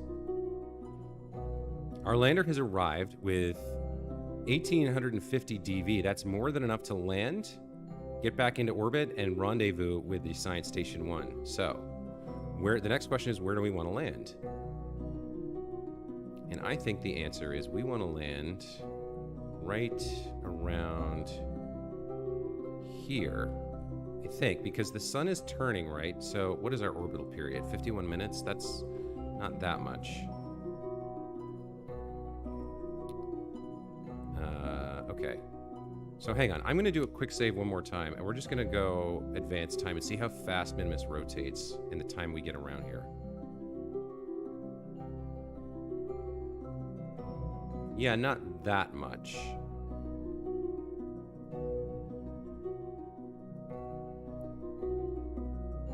So actually, I think where I want to land might be maybe here on one of these slopes. Yeah. Okay, so let's try landing, like, right here-ish. Let's try landing right here on a slope. And then we can do a little hop down to this area, maybe. So we could do kind of two biomes at once. So the idea is going to be to land kind of here-ish. Which I guess means we kind of want to set our target around there, but we got to remember that the planet is rotating. So yeah, this is a little tricky. I have not been successful so far at like doing this kind of thing. I'm trying to pinpoint where I want to land. But if I want to land right kind of on the edge of this mountain before it starts sloping down, so like kind of here would probably be the best. Right here in the, I think this is the Midlands, maybe? And then the slopes, and then there. So we could do kind of 3 things before we get back to orbit. So if I want to land here, then we want to account for the rotation of the planet. We want to kind of bring our periapsis somewhere over here. So at this point, I'm kind of going by feel here. I'm going to F5 here. We're going to see what it takes to kind of land right. The goal is to land right on this slope here, if we can figure that out. So we might revert this, but I'm going to just face retrograde and kind of do some burns here and see what happens. Oh, that was way, way, way too much. Okay, let's try that again. That's loud. No problem. I got you. He knows. We'll just deal with it this stream. Flats is the place to land. Best place to land. Always set your landing past where you want to do it. Retro until you're dang near on top of it. Yeah. Okay.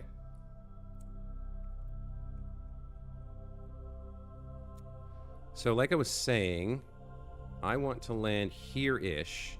So we're gonna try and get our periapsis to hit into the ground here, I guess, is the idea.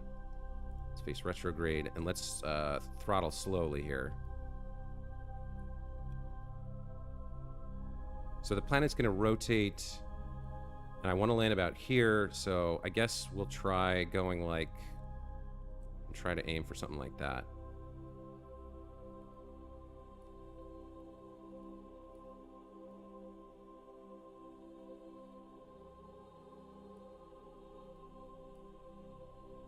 Watch the periapsis move here.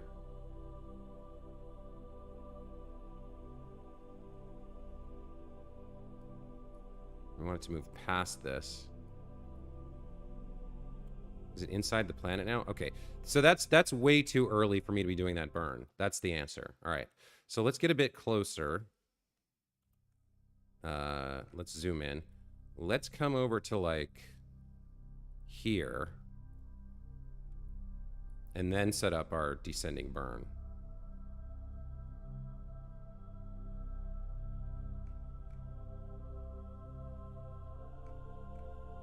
Maybe even...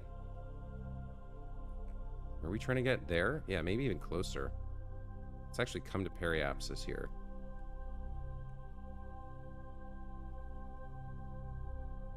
Okay. So, the planet's not going to rotate that much from where we are now. Right? If I'm trying to land right there, maybe I just aim for a little bit ahead of it, like right there-ish. Let's try burning here. So we're gonna burn retrograde.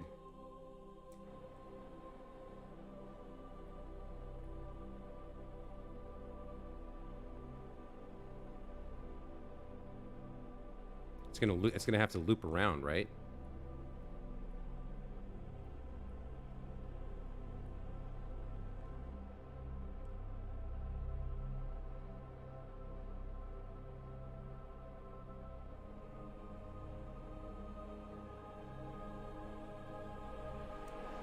Let's go a little bit more, a little bit faster.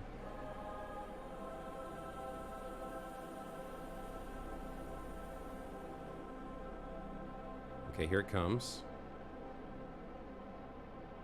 We're getting there.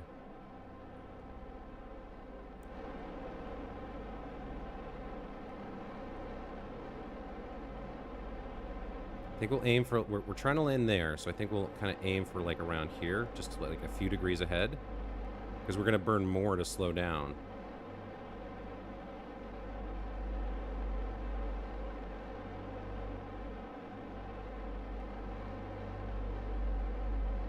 Okay. And that is at a lower elevation, so maybe we'll give it a little bit more than we normally would. Like there. Nope. X. There we go. Okay. So I want to kind of land here. I wish there was a way to kind of set a target. Let's switch over here. And we can see. Yeah, so I want to land right there-ish. This seems like it's going to work pretty well. Let me extend the landing gear. And we're kind of going to go by feel here. Let's switch over to... Yeah, we're 3,000 meters above. Okay. Facing retrograde. So I do want to get a feel for it. Do I have all my engines on right now? That's on. That's on with the thrust limiter. Okay. So... Yeah, I'm not quite sure what I'm doing here, but I'll guess. I think now I need to kind of go faster.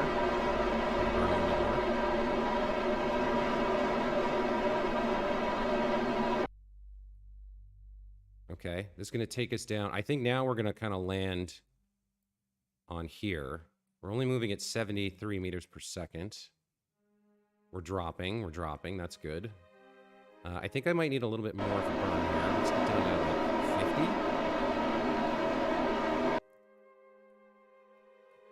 I can't tell. Let me switch to map view. Yeah, so now it's pointing kind of exactly where I want to be. So I think I'll just leave it here for a second. And let's go faster.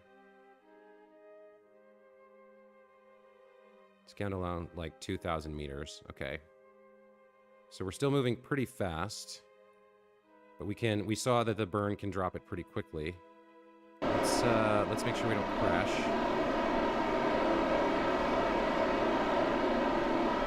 There we go, down to 30 meters per second. This is looking good. We might be able to make this happen. Don't retro until when you finally retro, bring it all the way down to 50 meters per second, and then wait for auto stable. Next time you go to Duna, try aero braking. Okay. All right, we're falling quickly. There's the surface, 35 meters per second. Let's probably a little bit here and slow ourselves down.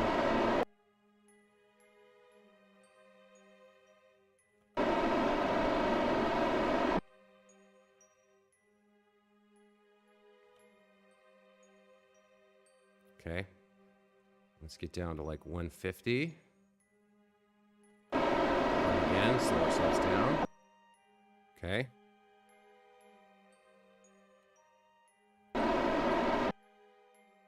And now we need to fine tune here.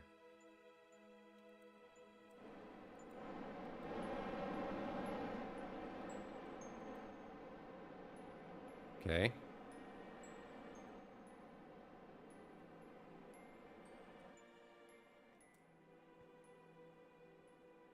Five meters per second, holding steady. I like that quite a lot. We're falling a little bit faster. But this teeny tiny burn, I think we're going to take this all the way down to the surface here.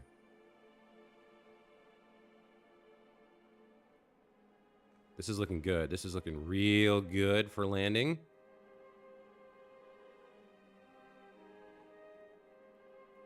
.8 meters per second. That's perfectly acceptable for contact.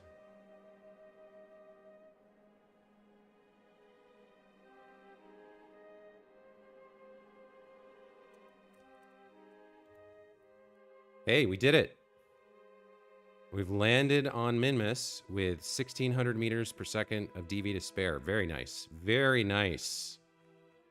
And we landed pretty much where I wanted to, too. That's the first time I've done a targeted landing like that successfully. Really cool. Really cool. Oh, we have a flagpole over here. No. Yes, Kermit's lily pad. Kermit's lily pad. I don't remember. I guess we landed here once before on that flat. Okay. Really cool stuff. All right. Now then, let's quick save that. Woo! Yeah, so Spaceman, Bob Schwann, and Michael, thanks for your congratulations there. I appreciate that, guys. Now, we've successfully landed on the surface of the planet. It's time to do some science, right? Let's get some science set up here. And we're in sunlight too, which is great. So we need to open these doors, right? And we have a bunch of science experiments in there. Let me aim the camera there so I have a little bit of a better view. Okay, so we've got all this stuff bound to 1, and then there were some things we couldn't figure out. Let's extend the boom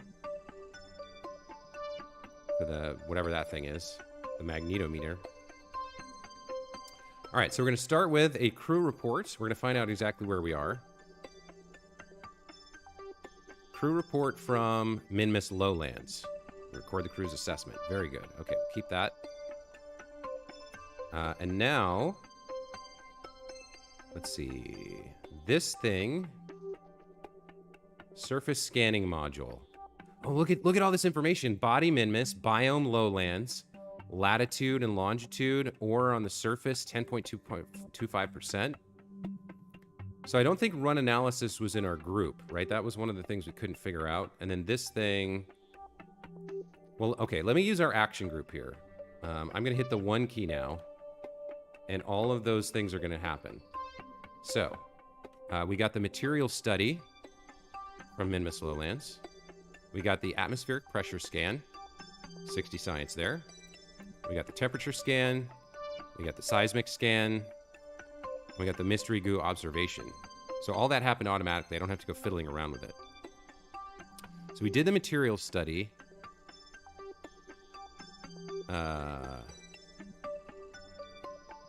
Did we do the surface scan? Resource analysis performed for Minmus Lowlands. Okay, I guess that's not actually a science thing. And then what about you? Atmosphere analysis can't be done right now because Minmus doesn't have an atmosphere. Okay, that makes sense. So we didn't really need to bring this thing with us. This doesn't work here. But we did learn about the surface scan. So if I now, hold on. If I save this and go to the tracking station, do we now have kind of resource? No resource data available. You'll need to perform an orbital survey first. So what was that surface scan about?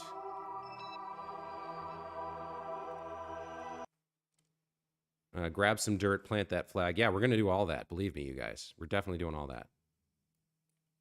I'm trying to understand these new components that we got. So we can't run an atmosphere analysis, and then the surface scanning module did the analysis, but it did not give us any science. So I'm not sure how we get that or use that or what have you. And then this thing, we already did the magnetometer thing. Okay. Did the material study. Yes, we did a lot of stuff. So now it's time for Mikey Jr. here. No, Radu Jr. here to do an EVA. So he's going to hop out here. He's going to do an EVA report from the lowlands. We'll keep that.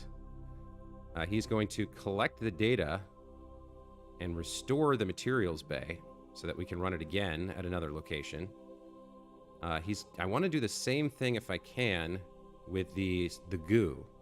So we are going to let go down to the surface. Let's turn his RCS on.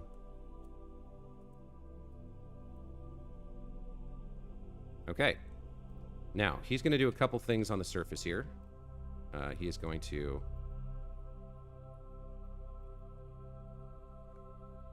He's going to plant a flag.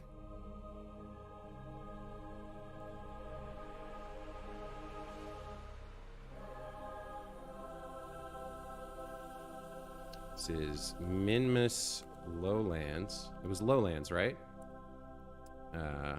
Planted by Radu Jr. First landing of Relationship Entrepreneur 1.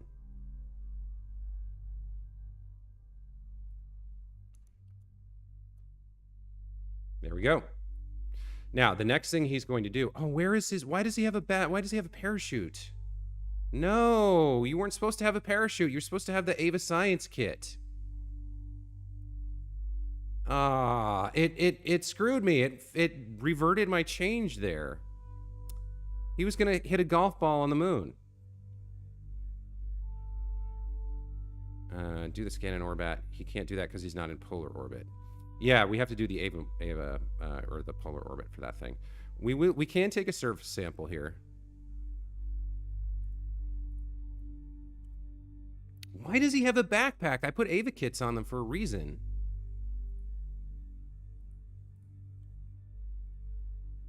Damn it, that's really frustrating.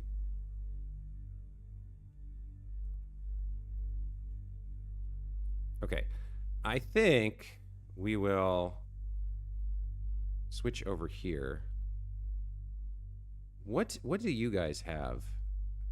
Yeah, see, he has a stupid parachute too. God damn it. And the inventory is all Ava fuel cylinders. All right, well, we can only do it once per planet anyway, so we'll have to come back here another time and do that. But that's really annoying, because I definitely went in there and set it. I set the scientists to have the Ava kits. And then when I launched it, it replaced them with parachutes for some reason, which you never, ever use. Let's retract the boom. And then swap back to Radu Jr. here. And he is going to come up here. Man, that jump.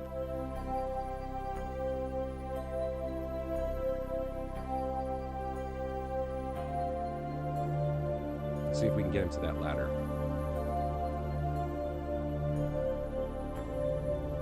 Okay. He, however, can collect the data from the goo canister and then restore it for another use elsewhere. Okay. So that's good. He can take that data and that data. He can take this data. What else can he do? I think that's it. That's everything, right? Yeah. Close that. Okay. So I'm upset about the Ava kits, but that's what it is. It is what it is. You can't change it now. Let's head back inside.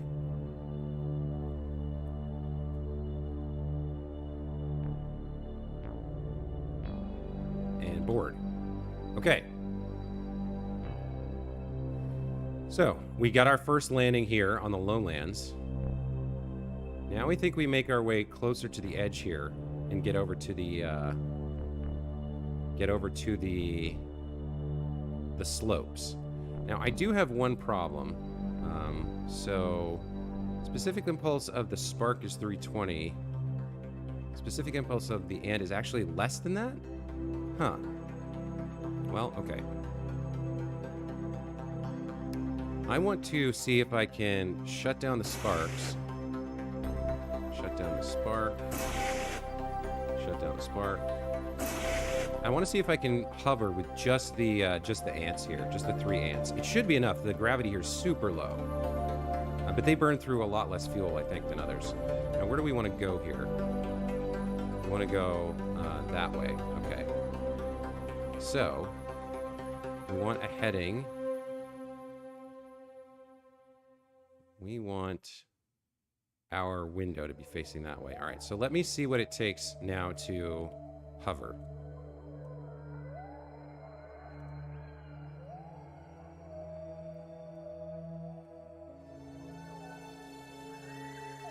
Okay, so at full throttle, they can't get us where we need to go. I don't think. No. What they can do is let us, maybe in combination with RCS, but I don't want to burn all that fuel.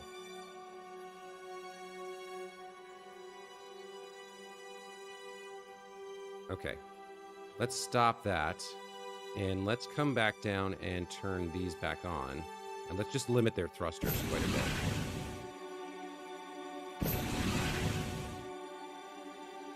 Where's the other one?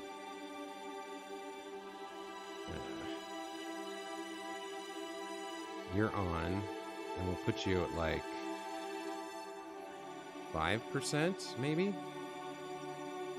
And then you're on, and we'll put you at 5%, and then we'll get the other one on and put him at 5%.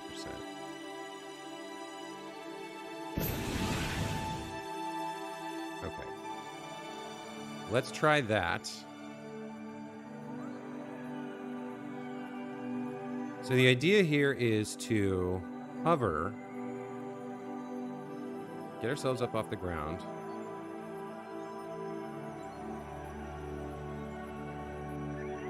Okay.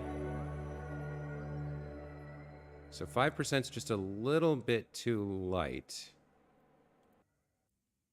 We'll go ahead and up that to 10%.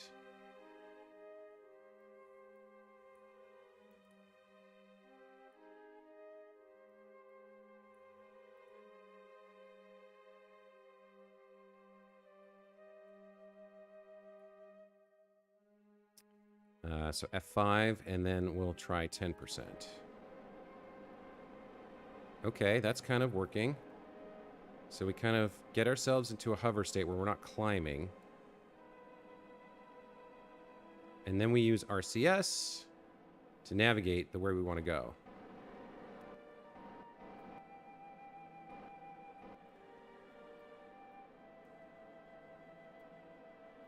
Let's just point up, straight up, and then we'll use falling a bit.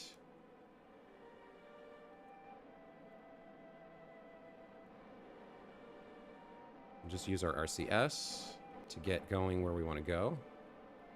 We want to go which direction? We're facing the wrong direction.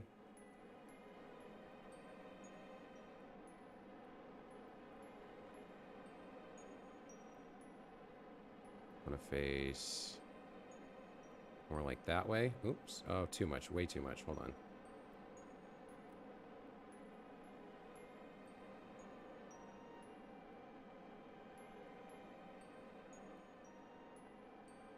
We want to go that way, right? Yeah, no, we want to go that way. This is hard. I'm doing stuff I've never done before here. Let's get this turned around. There we go. Okay, so now we're facing kind of the direction we want to go. And we can use our RCS thrusters, right?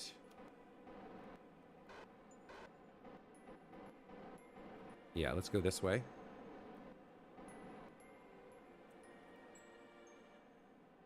We don't need to be climbing. Let me bring up the mono propellant here. I want to see how much I'm burning through. Yeah, we're kind of going through a lot. Anytime in the VAB, if the pod ever separates from the rest of the build, it resets all crew. Oh, okay. Happens to me all the time. I've tested it. That's how it happens. You have to wait until you're done designing before you edit crew. I guess you learn new things every day. Yeah.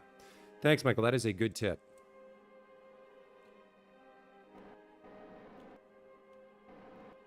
Okay, we're burning through quite a bit of mono propellant here, so this might not work. Maybe we'll just have to do it the old-fashioned way.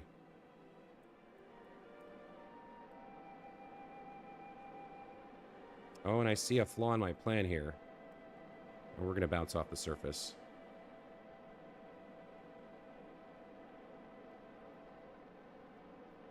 Okay. So with things as low as they are, with the thrust as low as it is, we kind of have a problem, which is that we're not able to slow ourselves down if we get moving too fast. But let's go ahead and push ourselves this way.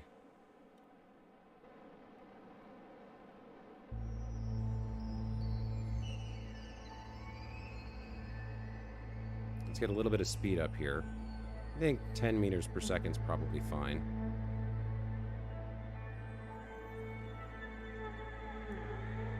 And we'll watch our vertical speed here. We want to kind of keep it from climbing.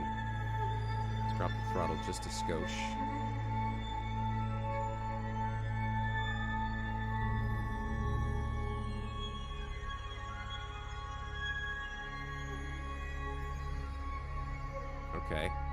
Now we're moving. Now we're moving in the right direction. Okay.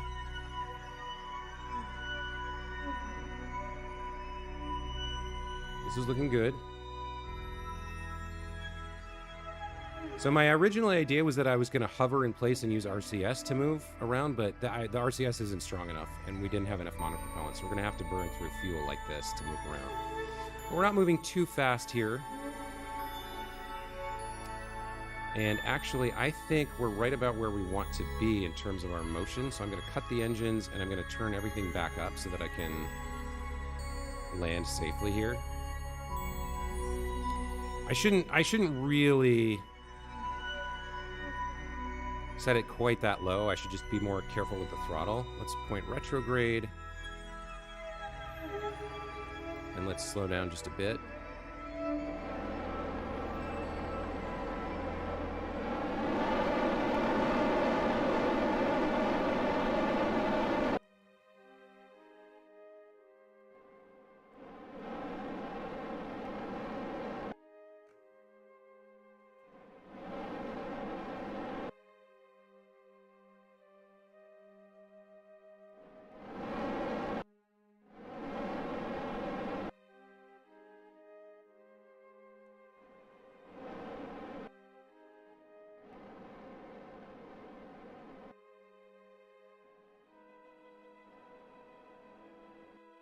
Okay, there we go.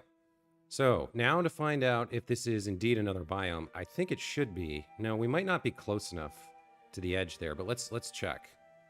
Let's do a crew report. Or actually, let's use this thing. Because it tells us, right? Where was it? It was this guy. So we're still in the lowlands.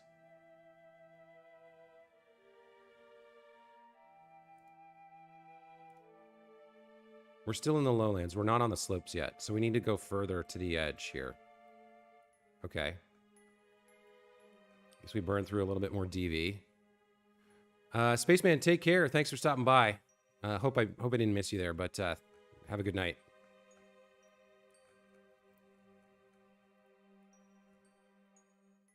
I think I want to face this way. Yeah, we're already faced that way. All right. Let's lift off again. Let's get some forward motion.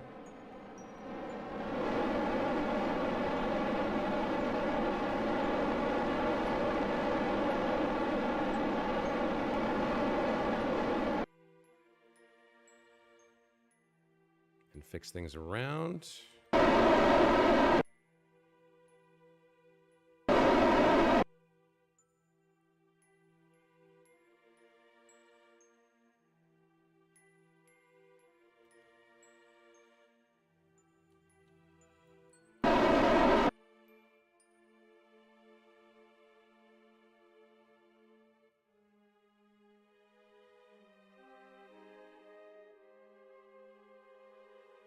Just a little short hop. We'll just do small hops, right? Just to move around a little bit.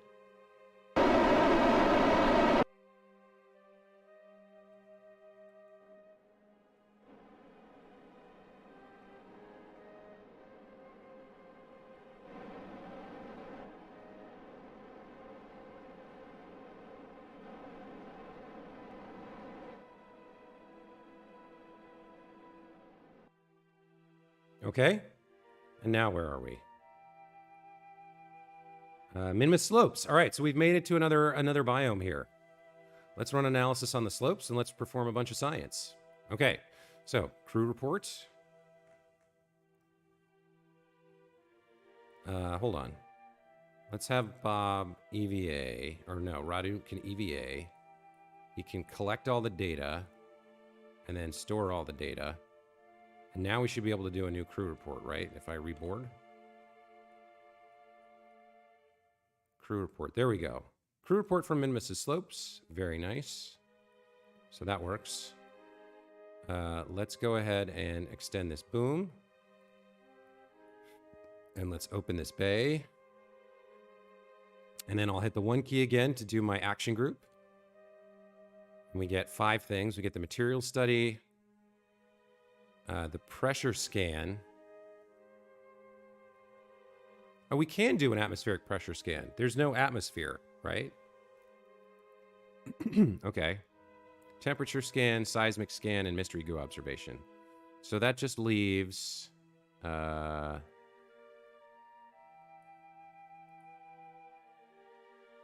can't do that one. What does that leave? Do the materials bay, the goo, those three things. Magnetometer. Did I run? Did this have a report? What is this? Your pod is doing Ava-style leaps. Yeah, okay. So this doesn't have a... I'm not sure how we use this manually. Or how we use this at all, for that matter. Because did we see a magnetometer thing in there, or how does this work? Maybe a Kerbal has to be there. Let's get Radu out to do an Ava again. He can let go. And he can plant another flag.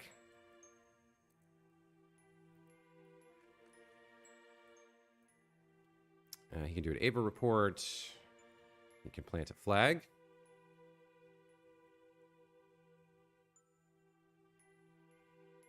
Here we go. Minmus slopes. Second flag today, son. He can take a surface sample. And we can hop over and get onto the ladder we popped over here.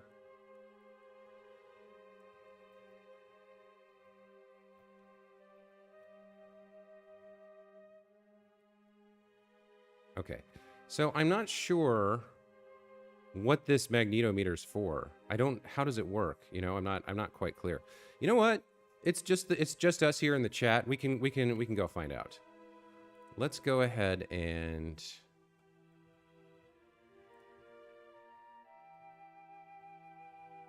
window capture.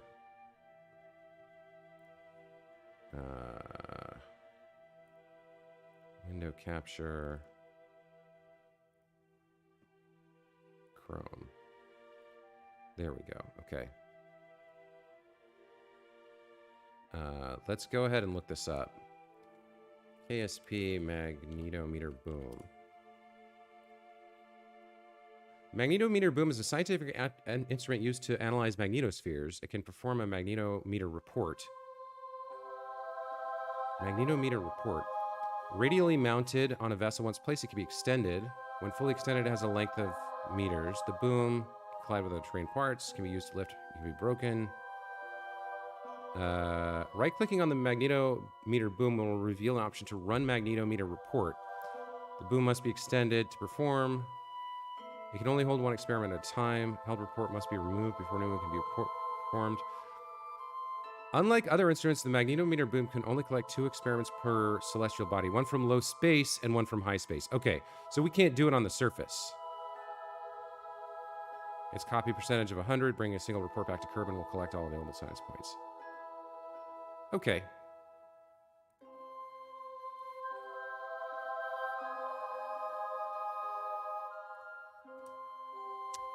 So it can only be done in space, low space and high space.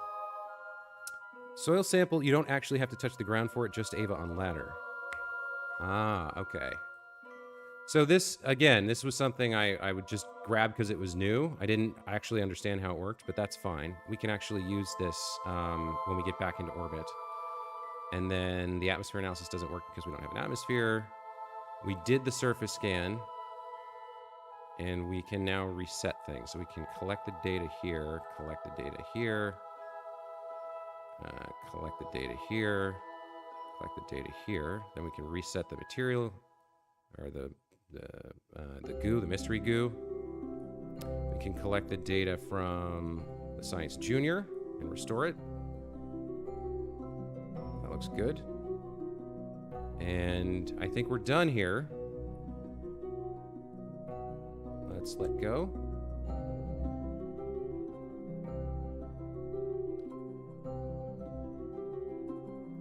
Let's come back around ahead and hop back in. Oop, uh-oh. He's in trouble. Oh, don't fall too far. Oh, Radu. Radu Jr. You okay? You have a parachute if you need it. Okay, he's up. He's up. He's up, folks.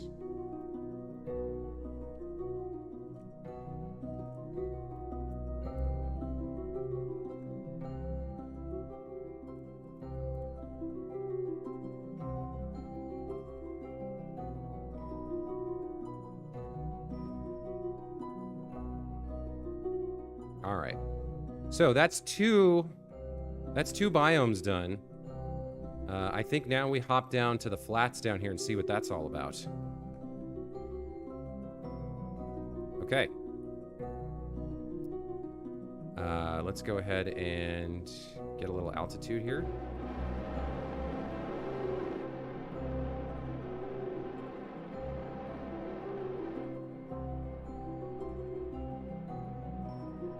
And head down to the flats.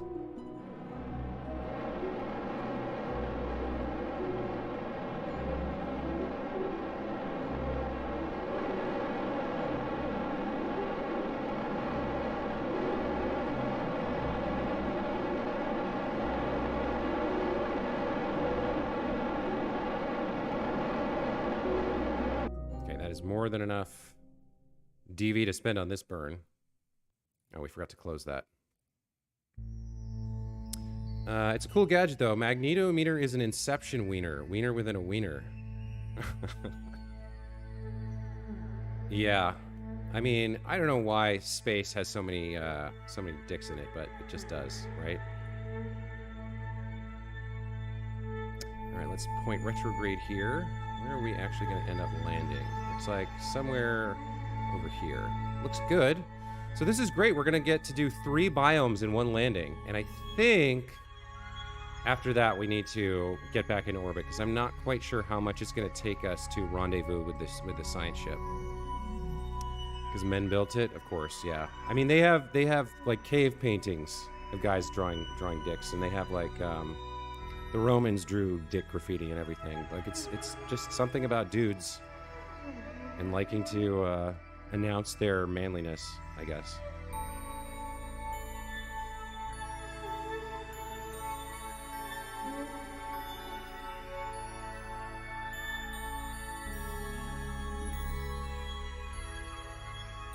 Okay, 1300. We're going a little bit fast here, but a full burn slows us down pretty quickly.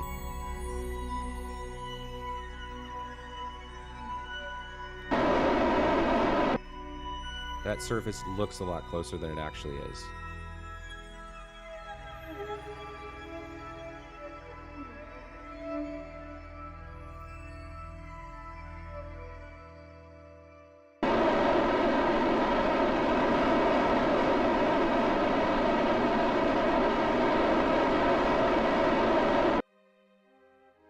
Okay, I cut that a little bit close, but we made it. No crash.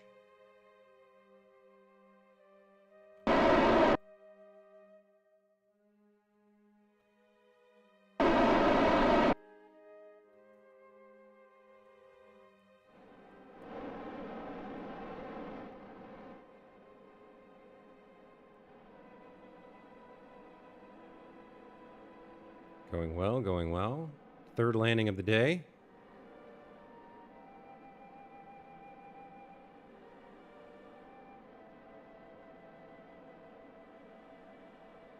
This is interesting. The meters per second is falling at exactly the same rate as the actual altitude there.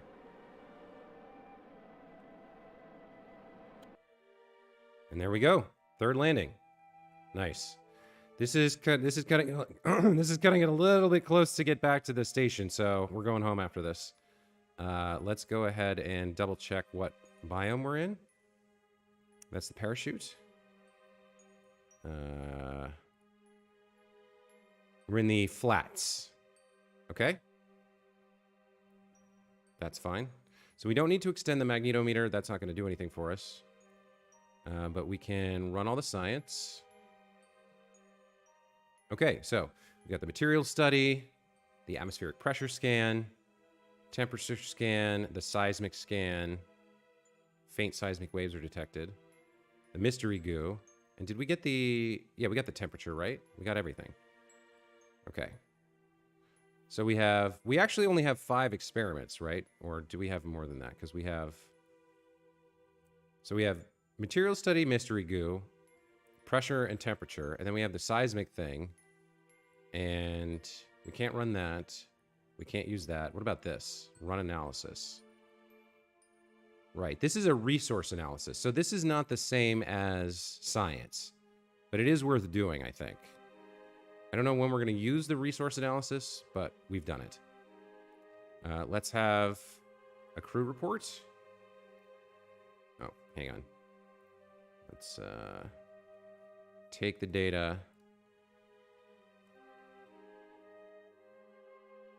And then that's a lot. That's a lot of science. And now we store it. We can switch back and get a new crew report now. While that's happening. From Minmus Flats. Then we swap back to Radu Jr., who's going to do an EVA report. 40 science. He's going to take a surface sample. 150 science. And then he is going to climb up, and let's see if we can reset some of this stuff. We can take the data and restore that for a future trip. We can't quite get there. Okay.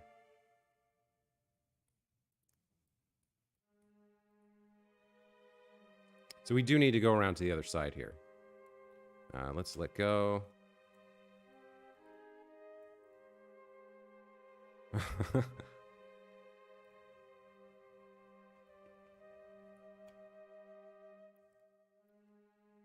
Let's plant a flag here.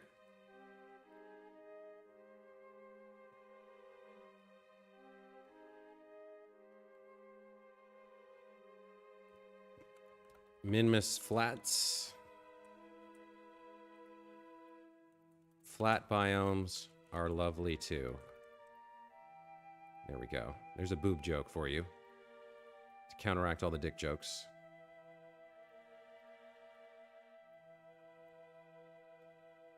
Yeah, look at her scroll, right?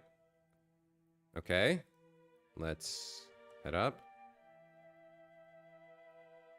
Grab onto the ladder. We can do some more data collection. Collect that data and restore that. Collect you. We'll collect you. We can collect you. Okay, that's all that taken care of. Scanning module. What else we got? 1, 2, 3, 4, 5. Yeah, 5 science reports and the surface scan. And then these 2 things we can't use here. This one we have to do in space. Okay. So I think that's everything.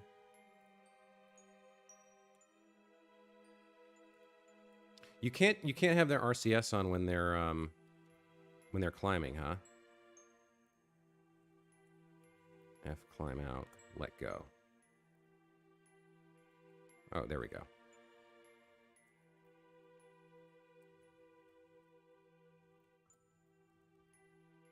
And board. Okay. That's everything that we're going to do today. We got to get back up and reconnect with our science station, and after that we need to see if we can refuel after docking. So let's take a look at where we are. We want to head, I guess, a little bit south of east would be the ideal to kind of match that orbit. Mostly we just want to head east around the equator to make sure we actually launch correctly. So it turns out we're facing roughly the right direction right now anyway. So I think I'm going to quick save here, and we're just going to launch to orbit.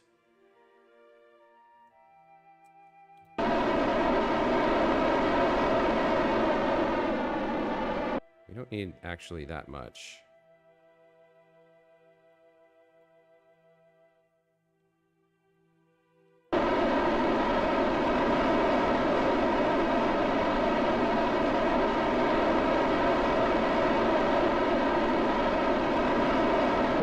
So there's an APO of 7.9. That's more than enough. And so now we'll just we'll warp up to the APO. Oh, we can't warp yet. But we'll just get up there and then we'll face the horizon and burn ourselves out. Now, are we going the right way here? Yeah, I think so. Yeah, we're going clockwise around Minmus, which is what we need to be doing. We do have the scanning we need to do up there at some point. Okay. So I think now we can warp a little bit. 5x time, there we go. Let's get up to, I don't know, 15 seconds or so. We really don't need a lot of leeway here.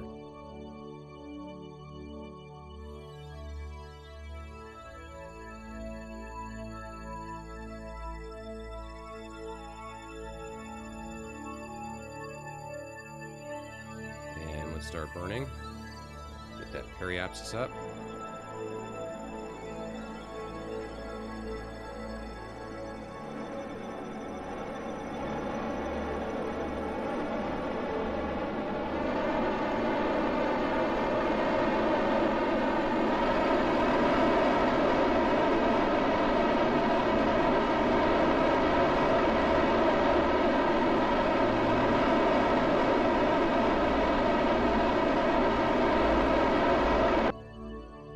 There we go. A little bit more.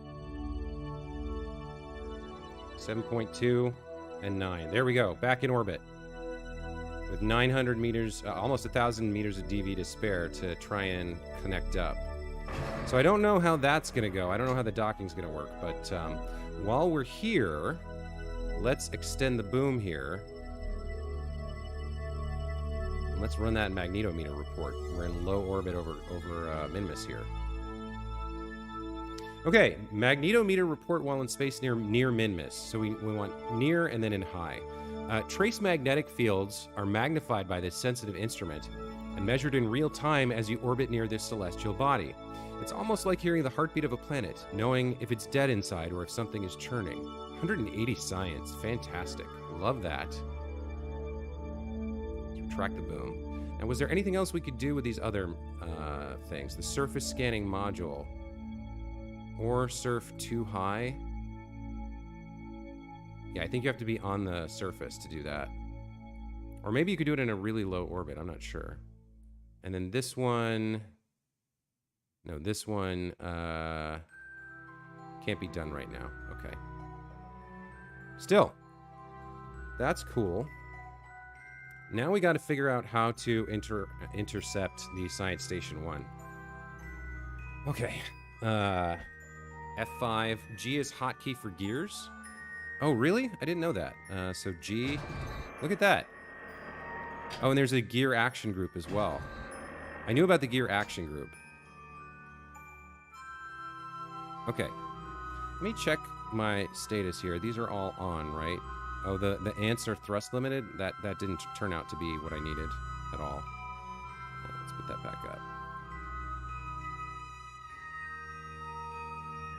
Okay.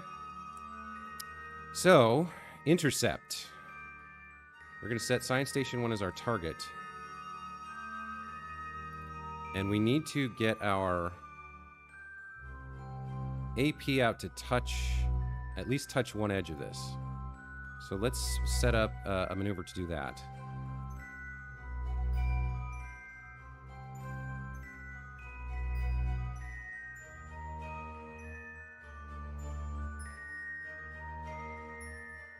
Okay. So, intersect 1.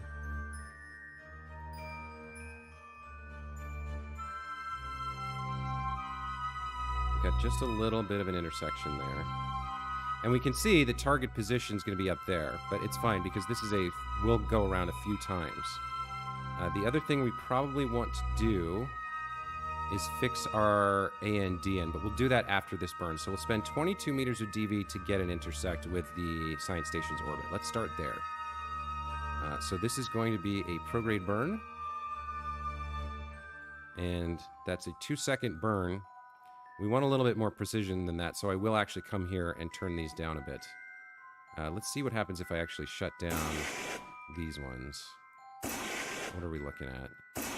Now it's a 32-second burn. I am fine with that. All right.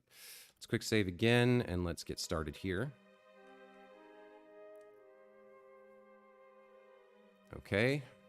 60 seconds to burn. Let's fast forward a little bit.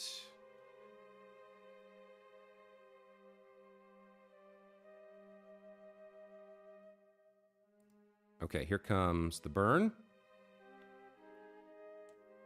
You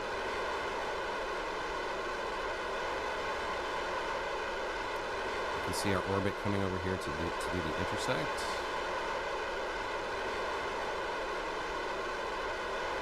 It's roughly right. We'll do some minor corrections as well.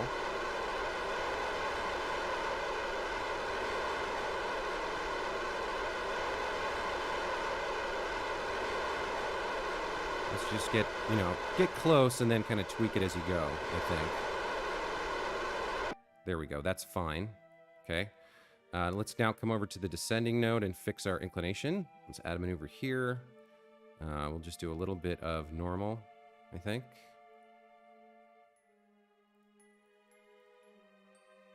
Go a little bit more than that.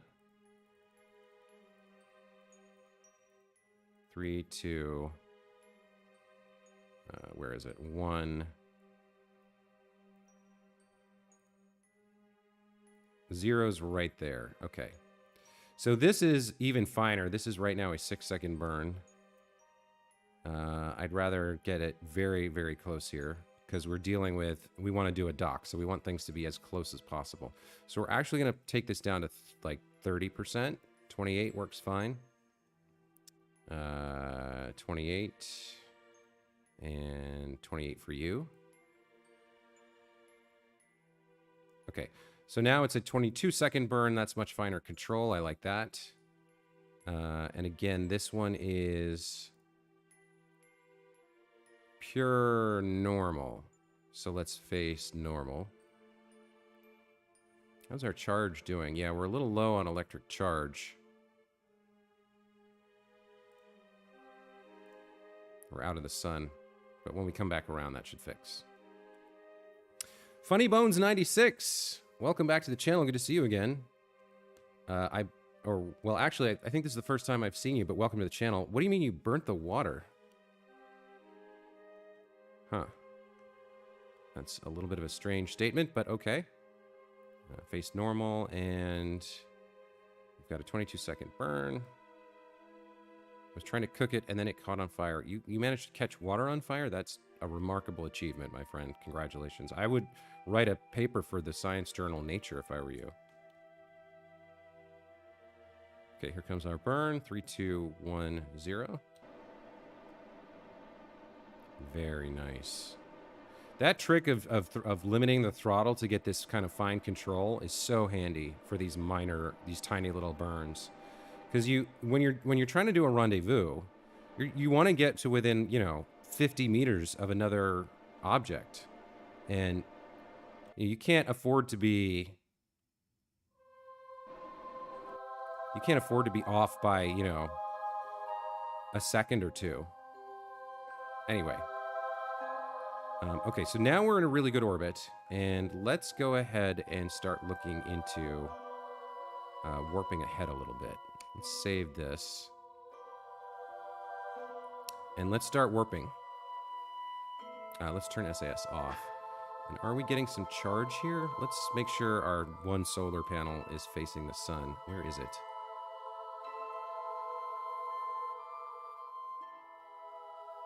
We have one solar panel. There it is. Okay.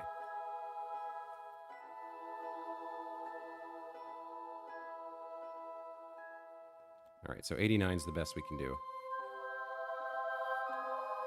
Let's stabilize there. Okay, so that's going to get us charged up. And let's warp ahead a few orbits here.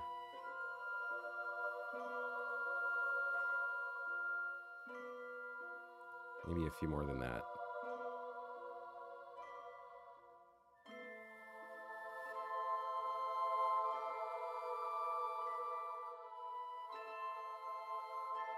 It's going to start moving faster as it gets closer to the planet. I went too far, damn it. Okay, hang on. We can do this a smarter way. We can set up a maneuver here. And then we can skip forward like that until it gets where we want it to be. Huh. If we go a full second orbit, does it get closer? Yeah, that's the one we want. Okay. So we are going to warp there, and our separation at the intersect is going to be 3.2 kilometers. That's lucky as hell. That's amazing. Relative speed, 66.2 meters per second. Okay, that's super good, really nice. We're going to definitely do the intersect there. But with those speeds, we need to make sure that our engines are back in full working order here. So let's turn that up. Let's activate that engine. Let's put that back. Not that the ants do much. But we want to be able to slow down and speed up very quickly. Active. All right, so all of these are active and at full thruster.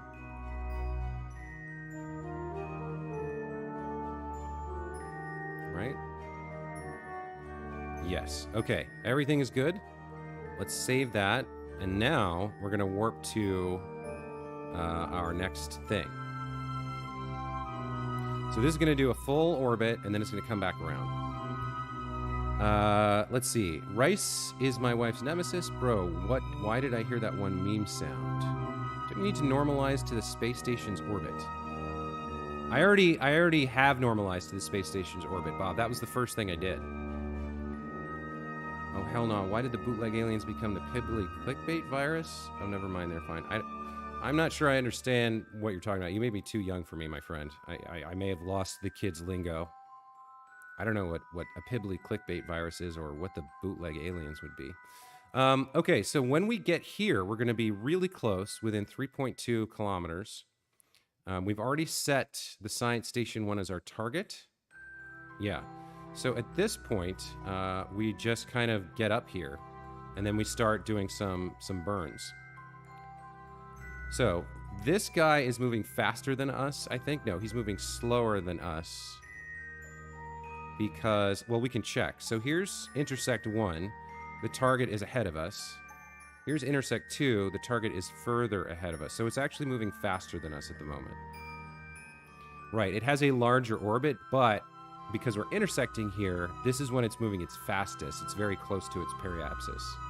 So we're gonna come here and we're gonna do a burn forward to try and catch up with it, which means we're going to pull prograde onto our target vector. So I'll show you what I mean. Here's prograde. And then over here, this is our target vector for moving forward.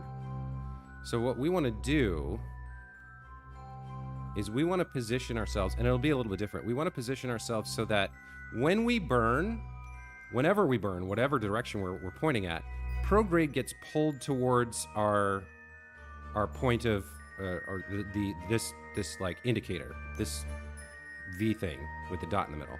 The prograde always gets pulled towards wherever you're burning, right?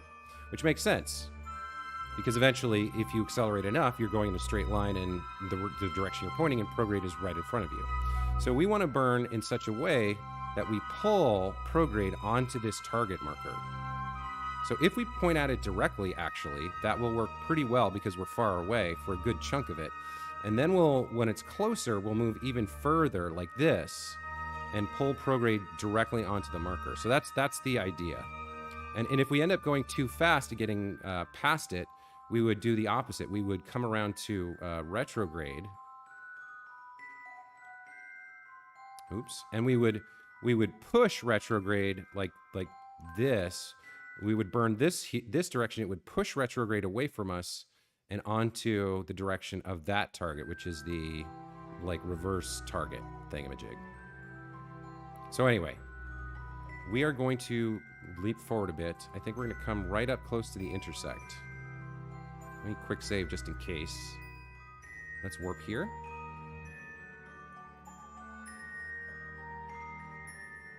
And we're going to be nice and close. We're going to do some burns to catch up. Okay. So, if we come in here, we can actually see it there. It's 3.1 kilometers away. Let's face prograde, and then we want to...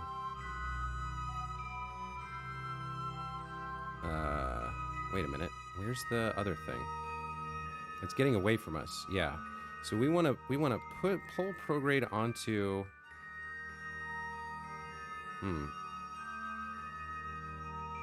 I guess we just accelerate towards the target here. That's going to pull prograde towards us. Okay, it's getting further away, so we're cutting our differential. There we go. Now we're pulling prograde onto the target. Okay, that's good. And we're closing now. We're closing the distance again. Okay, so we're approaching at 30 meters per second. And now we're going to do what I said before, which is we're going to pull prograde so that it's right on the target here. Okay, a little bit to the right here. There we go. So that's what you want to see. Now we're drifting towards it at 52 meters per second, which is much too fast for the final approach. So now we're going to swap back over here to retrograde, and we're going to go just a little bit as we get closer. We're going to slow down. And again, we might need to push the retrograde vector onto the target as we get closer.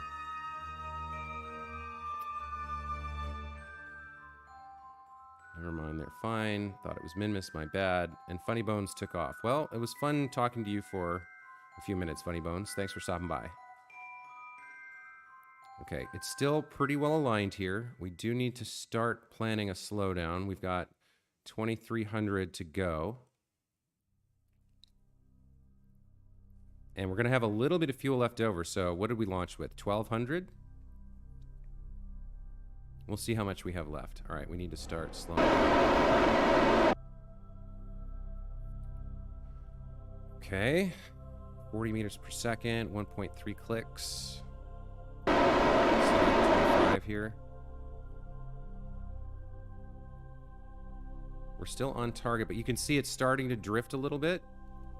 We want to push prograde onto the target marker. So we're going to go just a little bit to the left here just to push it just a skosh.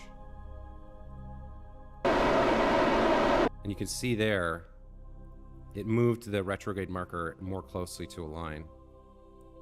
Okay, we're getting really close now. Let's slow down. 400 meters.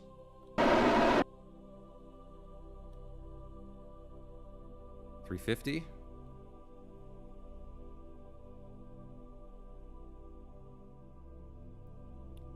300. We'll just drift here the rest of the way and gradually slow ourselves down.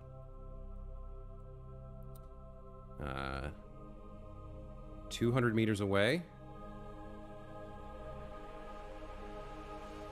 Do some more burning at like 100 to really slow it down. Actually, that's getting really close. I'm going to slow it down more. All right, so we're approaching at 2.5 meters per second. There's our space station. The Hymn, welcome to the channel. You've arrived just in time for our rendezvous. Our little lander that went down to Minmus is going to attempt to dock with my space station here. Okay, so we need to push prograde onto the target a little bit more. Just a little bit.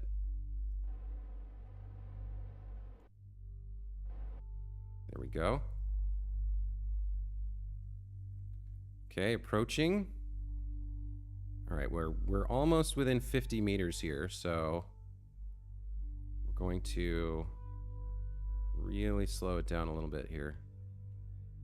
40 meters. That's enough. Let's get to 0 relative velocity here. And then let's figure out what our next step is. So, where exactly is my docking port? It's over here on the other side, right? Okay, so from here on out, we want to use pretty much RCS to maneuver around to the other side here. So, let's see what we want to do. I think I'll enable RCS, and we'll start kind of playing around with trying to get this to work. So RCS is like weird to me sometimes, the way it works. I have to kind of like orient myself and figure out which button is going where. So J should push us up. Right, no, H should push us up. Yeah, H pushes us up. Oh, that's interesting. Remember I was worried about it like hitting the tanks? You can actually see it happening. I think we are getting some relative motion, though. That's fine. And then if I'm facing the crew hatch, J moves us left, and I and K move us forward and back. Okay. So let's get a little bit above the space station here.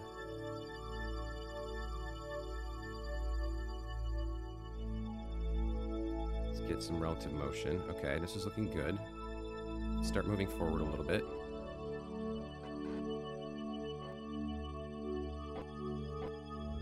Let's make sure we're not gonna... Yeah, we're okay here. We're okay.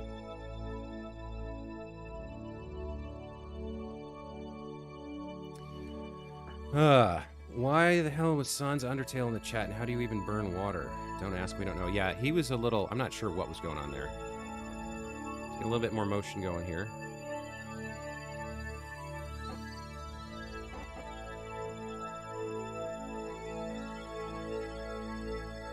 Gotta get over to the other side.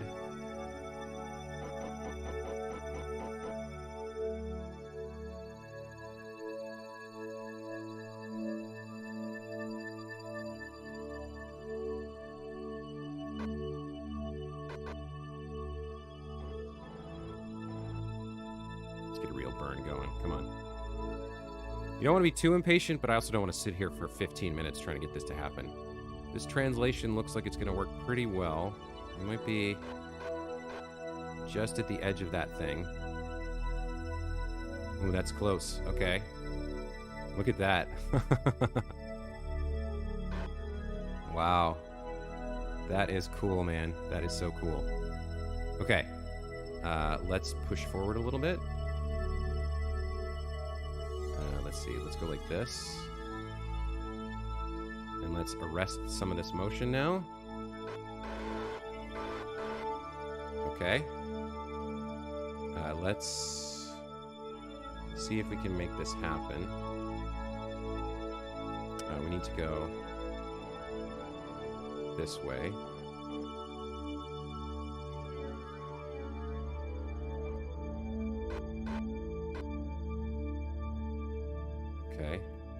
I think I need to align here, like so. There's that alignment. And this already looks pretty good. Okay. So let's move left a little bit, line that up.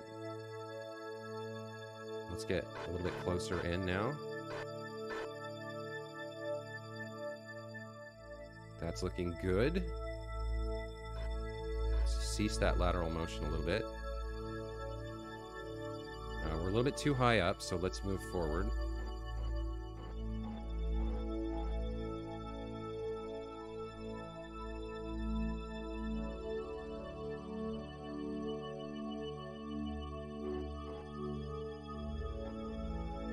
Okay, this is pretty good, pretty good.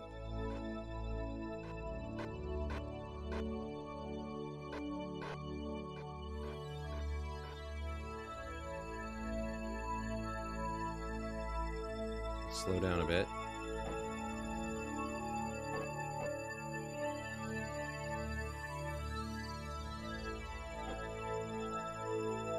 Okay, we need to fix that. Hold on.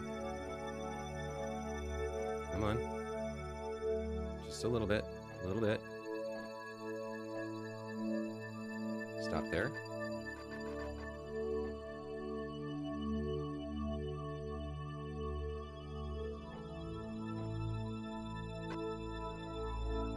I did something wrong. Hang on. I clicked the wrong button.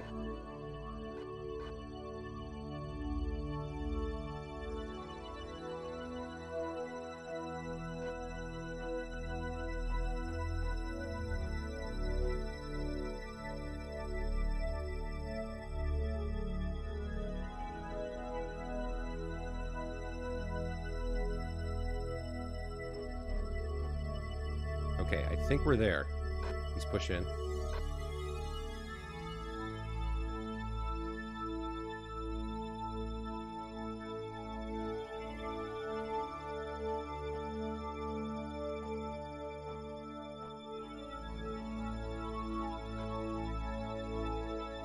That should do it. Hey, docked. Docked. Fantastic. Look at that. Oh, man. Very nice. Woo! Ah, so cool. It's so fiddly, too. But how much do we have left here? So we have 22.5 of our monopropellant left. That's actually quite good. Okay. So we need to, hold on, we need to arrest the motion here. We need to fix our motion so that the solar panels are not out of alignment here. There we go. Okay. Docked, baby. Okay, let's try some stuff. First of all, let's transfer Radu Jr. and Bob. Let's transfer them over to the science station. So let's do... how do we do this? Transfer crew. So Radu Jr. is going to transfer to the science module. And so is Bob. So they are both in the mobile processing lab now.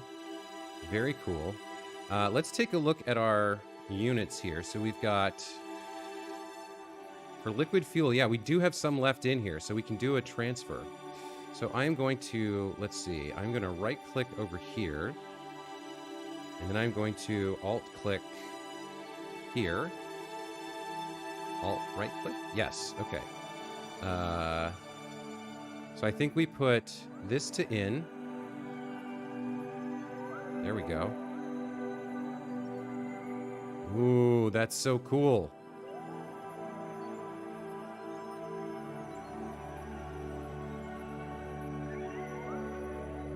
Look at that. So we've completely refilled the lander. We can now go down to the Minmus, and we can go down to Minmus surface again, hop around other places, or we can go home. And we know that there's enough here to fill it up probably 2 more times.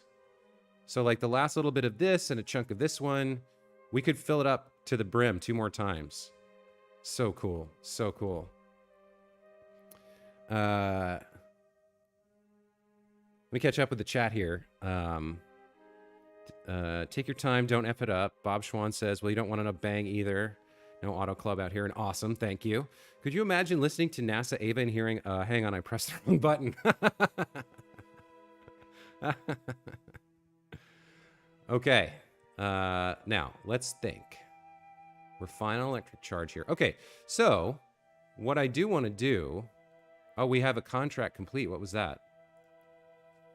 Our trackers confirm the flag has been planted at Minmus. Nicely done. Very cool. All right, we got some science, some reputation, some funds for that. Some more world first milestones here. A rendezvous maneuver around Minmus, constructing the first station around Minmus, docking maneuver, and a crew transfer. Oh, you actually get points for a crew transfer. Cool. Okay, so let's see.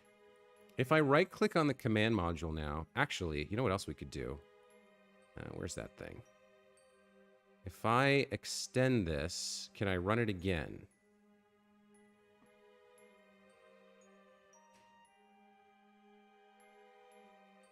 That would overwrite it. So let me review the data here. So this was 180 science from in space while near Minmus. I'm going to transfer this over to the lab. So this is going to provide 225 data to the lab.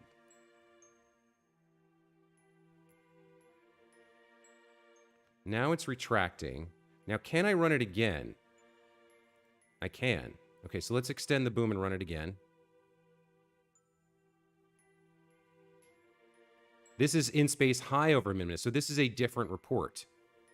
You've measured the interaction between the solar wind and the magnetic field of this body as it deflected charged particles.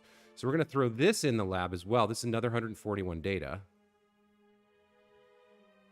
And then technically we could run it again, and we might as well because we can take it home. And I think the low atmosphere one was worth more, right? So we'll run another low atmosphere run on it. If we come over here to the mobile processing lab, this is now has 366 out of 750 data. And the way this works is when it's full, you get more science per day. But there's like there's an exponential decay rate. There's like you can never kind of get down to 0 data after you put something in. It just like very slowly reduces more and more of it as you do stuff. So you kind of, if you're going to do science, you kind of want to fill it up as much as possible. Say you get 2,300 science, place your bets. Oh, my friend, it's going to be more than that. So now what we're going to do is we're going to right-click on the command module, and we're going to review stored data here. And actually, let's pin this first. I want to be able to keep track of it. So we're going to restore review stored data. So that's 491, 522, 553. This one's too much, so we'll keep that one. Some of it would be wasted. 156, that's also a little bit too much. 62, there we go. Another 75, that would waste 15. We go 50. So we got, what do we got? We got 35 left. Do we have something that's around 30? It's all too expensive, man.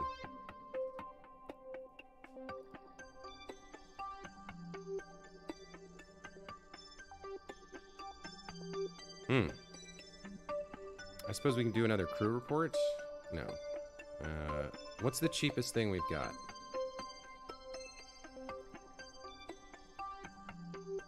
Oh, now why is it all... Huh. I'm not sure about that. I might have to have him... Where's the pilot? Let's have him Ava collect data. And then board. So now if I review it again... Now this is interesting. I had the chance to kind of put it in before, but now... Yeah, some of it's weird. Some of it's like... Oh, maybe it's telling me it's too full. Hold on. There was one that was small enough. Yeah, this one... Okay, so the other ones can't be stored. There's not enough room. But that one can. Okay, cool. So, the lab's at 746 out of 750. We're going to earn 12.08 science per day. And the maximum amount of science that it can hold, I believe, is 500. And then you have to transmit it home. Now, we have enough electric charge for our antennas to transmit the full 500 science.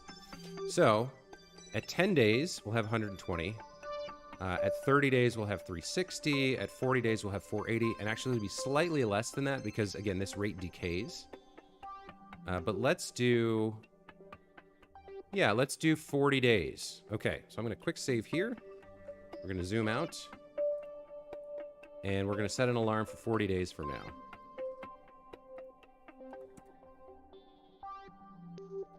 And let's warp out 40 days.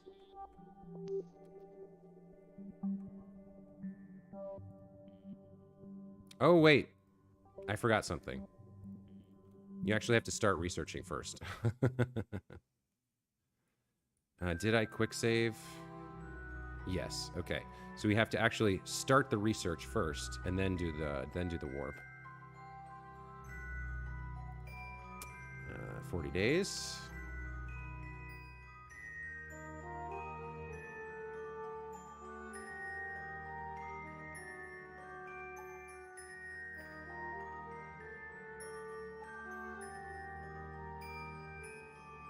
That's pretty neat. Seeing that warp like that.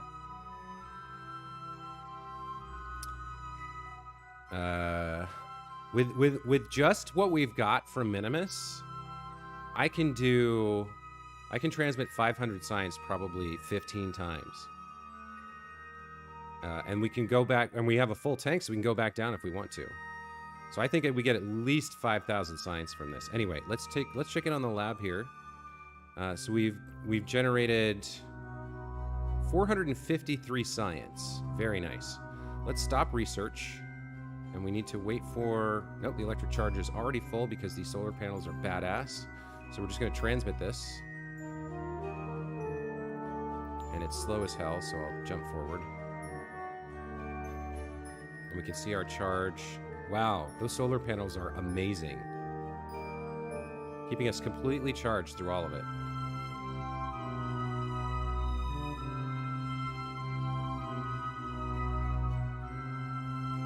So there we go. Just like that, 453 science sent back to Kerbal, to the Kerbal Space Center. Let me let's save this and let's go back to the Space Center. And we can see up here we had, I think, 180 science left, somewhere around there. Now we're at 772. So we just rinse and repeat. We get up to like 6,000 science, then we go back down to Minmus, pick up some more, and repeat that. So yeah. Guys, that's a 3-hour stream. That's a long one for me. So I'm going to call it here for today. Thank you so much for being here with me and watching me go through this process of building and launching my Minmus lander, getting to Minmus, hopping around on the surface, collecting science, rendezvousing with our space station, and sending our first batch of science back 40 days later after working in the lab. There is one more thing we'll do before, actually, that I should have done before we did that, which is if we go back to the Science Station 1, and we actually go ahead and go into the lab itself, it has this special ability called Level Up Crew. So Radu Jr. Kerman, he's a 1-star scientist. He's the one who's probably going to get the bump. But yeah, recorded experience, and Radu Jr. got bumped up to level 2, which is going to make him more efficient in the lab here. So anyway, that's going to be it for today. When I stream again, let's see, what's today? Today is Thursday? Yeah, I'll stream again tomorrow. When I stream again tomorrow, we'll do a bunch of science collection. We'll probably do another hop down to the surface. We'll try and land in a biome we haven't visited yet.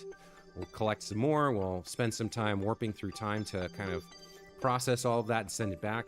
And when we're done and we've got, you know, thousands and thousands of science back home, we'll figure out, okay, well, what's our next goal? The one other thing we want to do is get in a polar orbit to deal with our contract here to take AVA reports on the surface at the Alpha, Beta, and Gamma sites. So we'll do all that tomorrow. But until then, thanks for watching, and I hope to see you guys again soon. Thank you so much. Take care. Have a great Friday. Or Thursday.